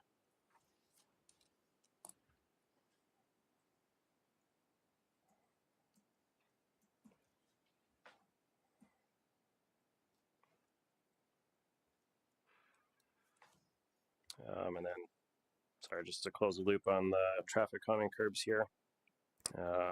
They would be installed at the Centennial pathway crossing on 16th Avenue, and intending to fund these as part of the Phase 2 sanitary main project budget. Councillor Chapman. Thank you, Mayor. Just looking at the map here of where the extensions are going to go. So to the east, it's angled parking in the next block on both sides, if I remember, and that's what you plan to keep it that way as well. Correct. The construction for the sanitary project will terminate at 23rd Street, so a block, the intersection to the east of the picnic shelter. So everything west everything west of 23rd Street and in front of the picnic shelter will remain the same. Okay, thank you. Yeah, I think that, and then of course, obviously with the construction next year, there'll be lots of detouring around. So 23rd Street will probably be very, very busy. Right.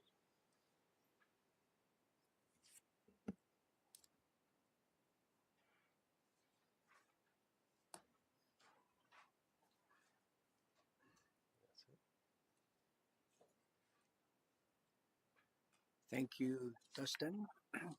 And I'm just going to ask our municipal clerk, we're going to take a 5-minute recess, please.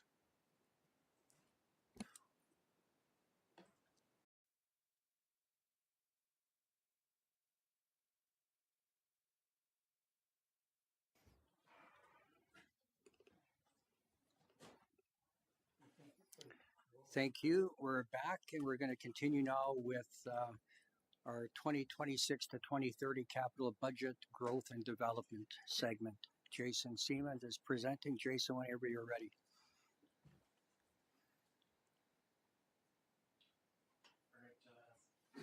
Mayor and Council for your time tonight, and thank you, Tim, for putting together the presentation.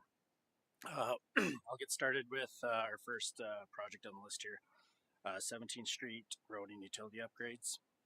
This is a project first, I believe, introduced last year and carrying forward into 2026. Just to kind of re-go through that scope again, it's a replacement of existing road asset, which includes upgrading of the existing rural section to provide urban level service enhancements. So part of those upgrades include a wider asphalt surface. We're increasing the width from approximately 7 meters to 11 meters. And with that, we're adding 2 additional parking lanes to both sides. We're enhancing existing street lighting. We're adding concrete curb and gutter and sidewalks. Concrete curb and gutter on the west side, with the future option of adding sidewalk, and concrete curb and gutter with sidewalk on the east side. While doing so, we're improving the grading and drainage with the addition of a minor stormwater collection system, a piped stormwater system. Also included in the project is the addition of deep and shallow utility servicing to improve existing capacity and redundancy. And we're also providing the ability to extend to future developments, mainly to the west, while doing so. The project, I would say, is roughly 75%, with full completion anticipated for hopefully early Q2 of 2026. The main part of work remaining is the canal crossing at 17th Street.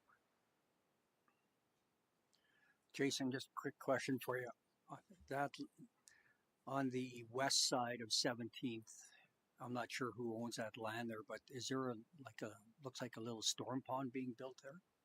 Yeah, correct. So that's part of what's required for the current development.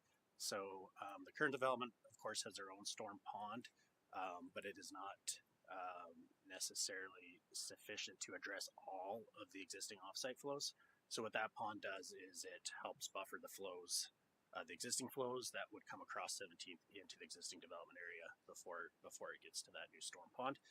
Should the west area ever develop further, this pond could be expanded upon, and basically, you might add some components to it, but that pond is also intended to serve future development. So who has title on that piece of property? We will. We'll have a public utility right away. Okay, thank you. Yep. Councillor Pickering. Thank you, Mayor Van Ryan. Through to Jason. When will the canal crossing and the pipe be changed this fall, or is it going to be done in the spring? Yeah, we're hoping to do it really any time now. Thought process is, though, more likely we'll probably push it to spring. The hope is that there's some STIP funding out there under the local resource, the bridge program. So we want to see if we get that STIP funding first, not jeopardize any funding by starting too early. So that's the thought process. And it will definitely take some of that grade out of that pipe going up. You're going to lower that? Yes. So we're going from a single pipe. I don't have the sizes off the top of my head, but basically a single pipe to 2 lower profile arch pipes to lower that profile of the road, because it is quite the crest right now. Just giving you a piece of advice from my own experience working in the district with that. If you can get it done now or sooner before spring, it would be more beneficial, because what happens in the spring, we have runoff, and then you're going to create that, and that is considered an emergency drain there. Yeah. So you would have to pump the water around. So just a little, piece of advice on that. If I know the funding would be great to find, but yeah, time is an essence in that case. So if you can move it up quicker, it would be probably more beneficial to the town. Yeah, no, I think that's a great point. The spring runoffs could, depending on the year, be quite substantial. So we'll definitely look at it. I think we pretty much have materials ready to go. So it's something we could follow up with Alberta Transportation on potential funding applications. And I believe our consultant is still working on even finalizing the crossing agreements with SMRID. So those have been talked about. The design's been reviewed, but we just want to make sure we got everything papered before we go ahead with it. Okay, thank you.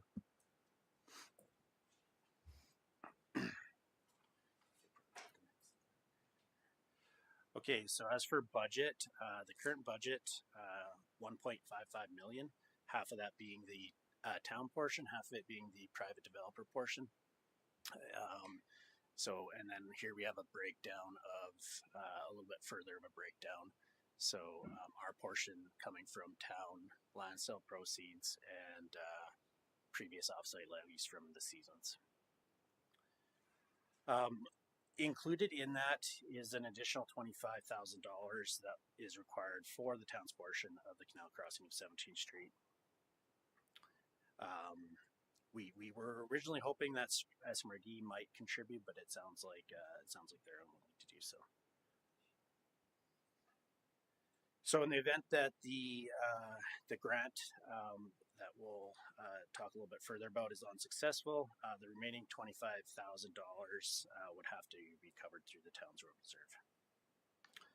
Just on a related note, the estimated revenue impact, we're anticipating up to $300,000 a year of tax revenue following full build out of canal crossings.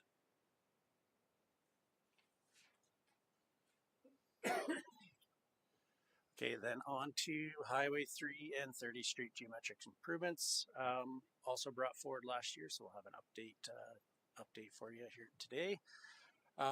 So again, just to kind of re-summarize the project description and background, we anticipate within the next 5 years, the intersection will require upgrades to accommodate future development and address the increase in background traffic on the highway. And also address the increasing concerns with queuing, or help address that increasing concerns with queuing from the southbound traffic related to the school. While design work will be complete in 2026 to ensure we are shovel ready in the future, we propose a revised construction schedule to 2028. This will allow the town to be proactive in preparing for growth opportunities while sequencing and completing other projects such as 8th Street. So the preliminary scope and cost estimates for full build out of the upgrades were initially established in the West Coaldale TMP supplement by MP Engineering in 2023. Anticipated upgrades build upon the previous signalization upgrades completed in 2021 by adding geometric improvements to the highway intersection and 30th Street cross section between 18th Avenue at the north limit and the future extension of 23rd Avenue at the south limit. Included in the geometric improvements are additional turn lanes in all directions and channelization and pedestrian facilities. Further transportation network improvements by the town and or future developers may also be required to better disperse traffic volumes and strengthen the town's western network. So this is the work that we will be looking at planning for in conjunction with this intersection. The main two to highlight would be a new Highway 3 intersection to the west of the current intersection, approximately 1 mile. And then road cross-section upgrades to promote Highway 512 and Township Road 92 as alternatives to Highway 3. And again, continued long-term planning and discussions with Alberta Transportation Economic Corridors is warranted, given the growing importance of the highway corridor and potentially a CANAMEX project in the future to respond to regional growth. So, question for you, Jason, for our viewers at home. With everything you just shared now, when would we see turning lanes on 30th for people that are leaving the school, the rec center, people that need to return to Lethbridge where they live? When will we see those turning lanes? So what we're currently proposing with our current prioritization of projects is 2028. We hope to design 2026, so we're ready to go. It's something that potentially we could look at accelerating. I would say as soon as 2027, but the current prioritization is we have it penciled for 2028. Thank you.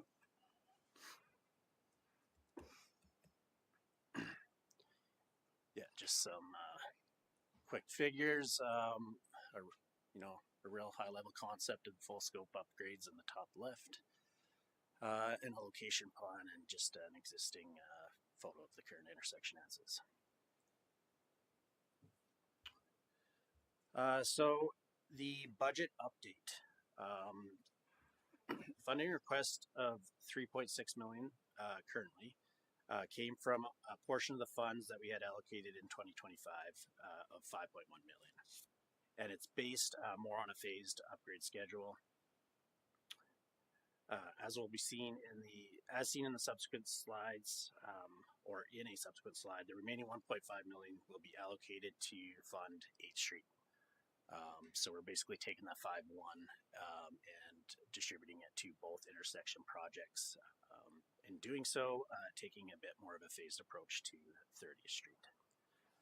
So this will still address short-term need, but defers medium to long-term upgrades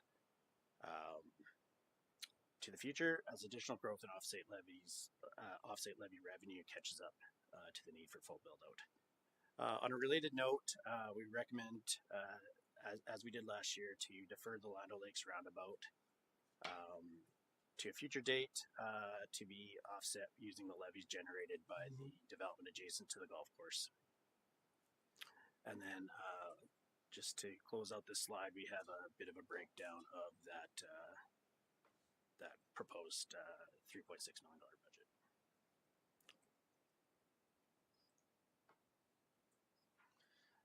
So additional considerations. This is mainly the potential funding, potential grant funding we might get. So we did apply for a STIP grant under the LMI stream. I would suggest the chances are relatively low, but nevertheless worth a shot.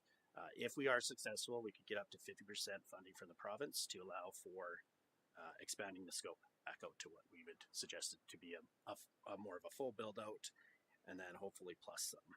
So if we were to get the funding, we propose to maintain the 3.6 million of town share and add a 3.6 million of Alberta Transportation share for a total of 7.2 million. And again, this provides a more comprehensive intersection, extends upgrades further north and south along 30th Street, additional turn lanes to Highway 3, not just 30th Street, and further pedestrian accommodation to better meet long-term need. Council and administration may advocate for support from the province. I'd say in particular, I'm told that LMI funding stream is often politically influenced. So yeah, if funding's secured, we're looking at a full intersection that addresses both short-term needs and long-term growth. However, if funding is not secured, then we have the reduced scope short-term upgrade, or look at providing additional budget. And then just as a quick update on the project, conceptual design is currently underway. We intend to come back to council with quite a bit more thorough of an update to confirm scope, cost, and viability before fully committing to any project.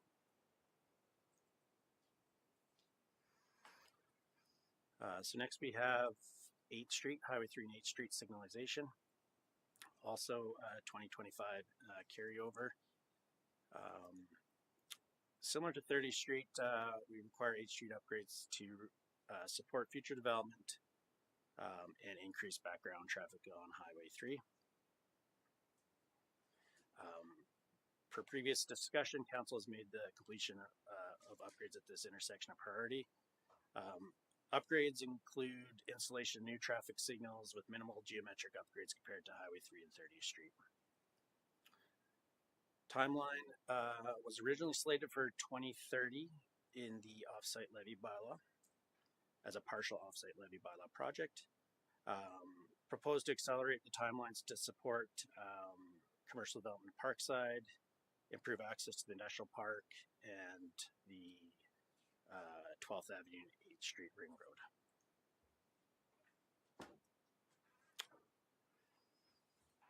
So the updated budget request, this is where we take the that 5-1 and split it to 3-6 and 1-5, the 1-5 going here. Similar to with 30th Street, we have applied for STIP funding, this intersection under the Resource Road program rather than LMI.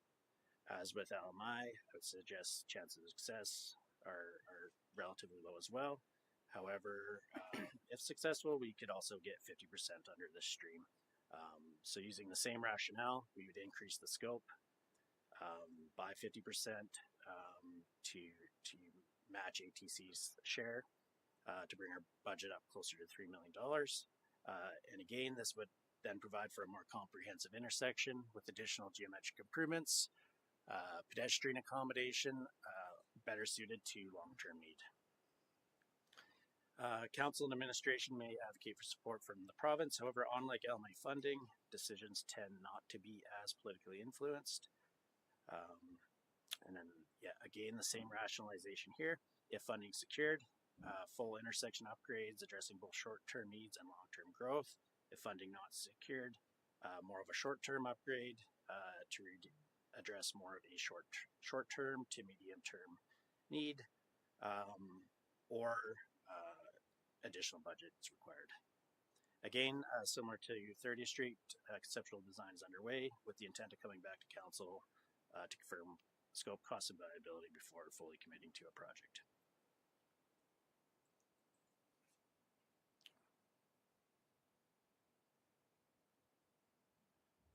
Okay, next up we have the Northwest Stormline relocation, a total budget of $300,000 carried over from 2025. Project description and background, stormwater pipeline extension from the north limits of the Malloy 2A stormwater management facility to the west limit of the recreation center / high school property is proposed.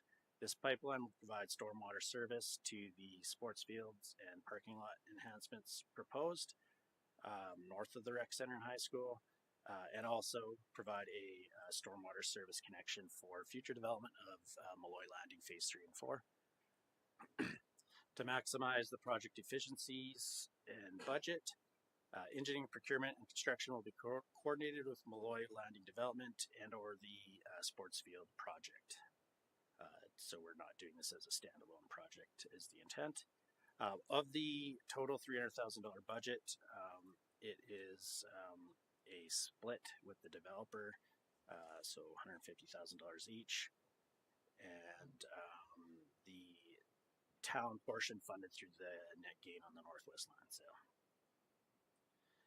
Just of note, it could be argued that since the pipeline has some benefit for the sports field project, that a portion of the town cost could potentially be covered through this project if there was budget available there.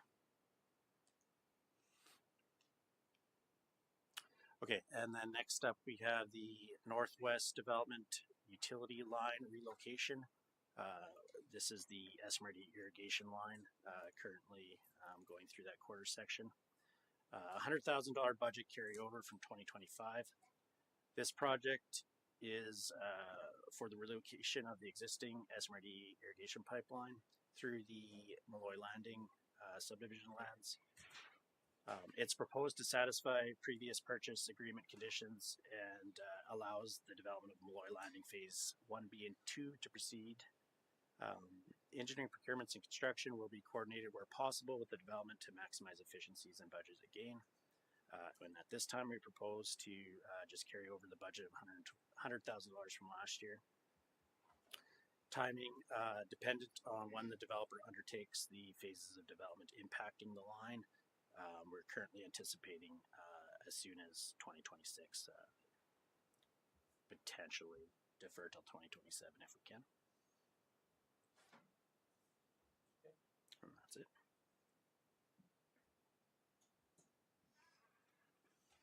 Councillor Pickering. Thank you, Mayor and Ryan. Through to Jason. This line on realignment would have to be done on off-season of irrigation, right? Correct, yeah. So you're waiting for the developer to make his mind up, or is this going to be Yeah, to really get into it, we need to have the developer's layout. So we're basically confirm an alignment and then get into the design based on that alignment. So,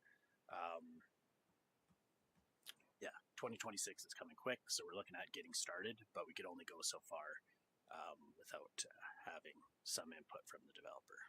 Because I know that the natural gas, our ADCO gas has a high pressure pipeline along there, and I know what it'll take for that to be done, and how time will fly. And I don't, you don't want it holding up the developer if it has to be done. Yeah. So I'm just cautioning you on that one, because the developer might all of a sudden run into, well, I want to go, and then you're held up, right? So Yeah, we've had conversations with them. They kind of know how the two are tied together, but I do agree.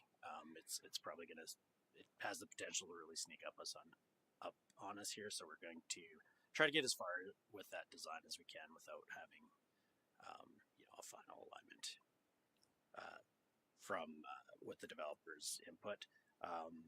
The basic thought is to head straight south and east along 18th Avenue. However, there is a potential to maybe go east along the green strip plan through development and then cut south along our new road. So we want to look at both those options and continue to discuss timelines and expectations with the developer. okay, thank you. Thank you. That's everything for you, Jason. I think so. And Tim, is there anything from you before we go into closed?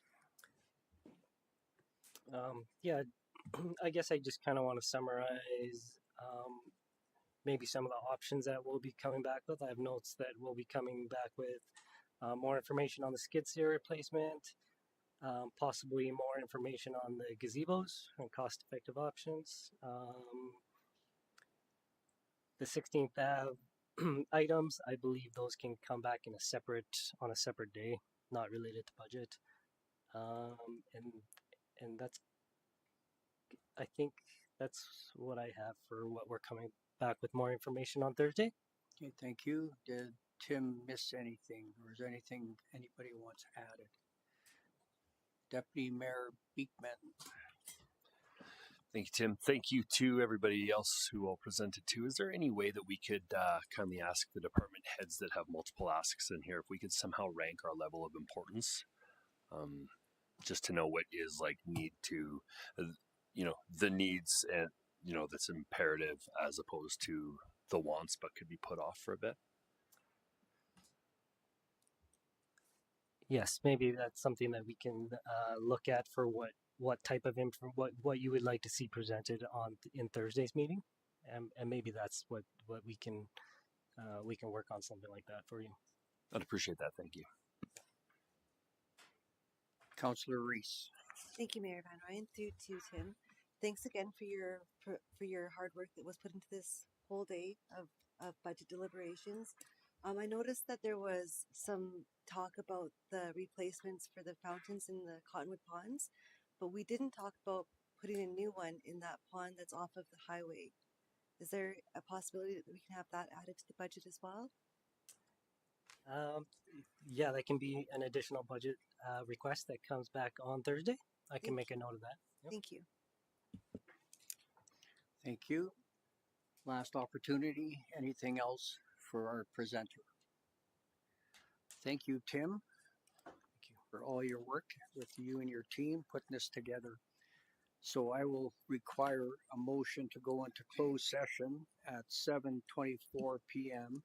in accordance with section 197-4-B of the Municipal Government Act to discuss matters exempt from disclosure for items 13.1, subject to section 19, harmful to the business interests of a third party, and item 13.2, subject to section 30, harmful to the economic and other interests of a public body.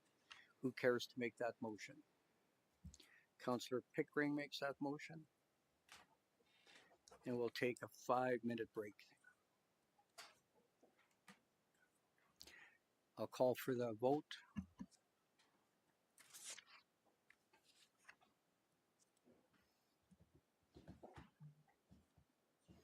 Now motion's carried.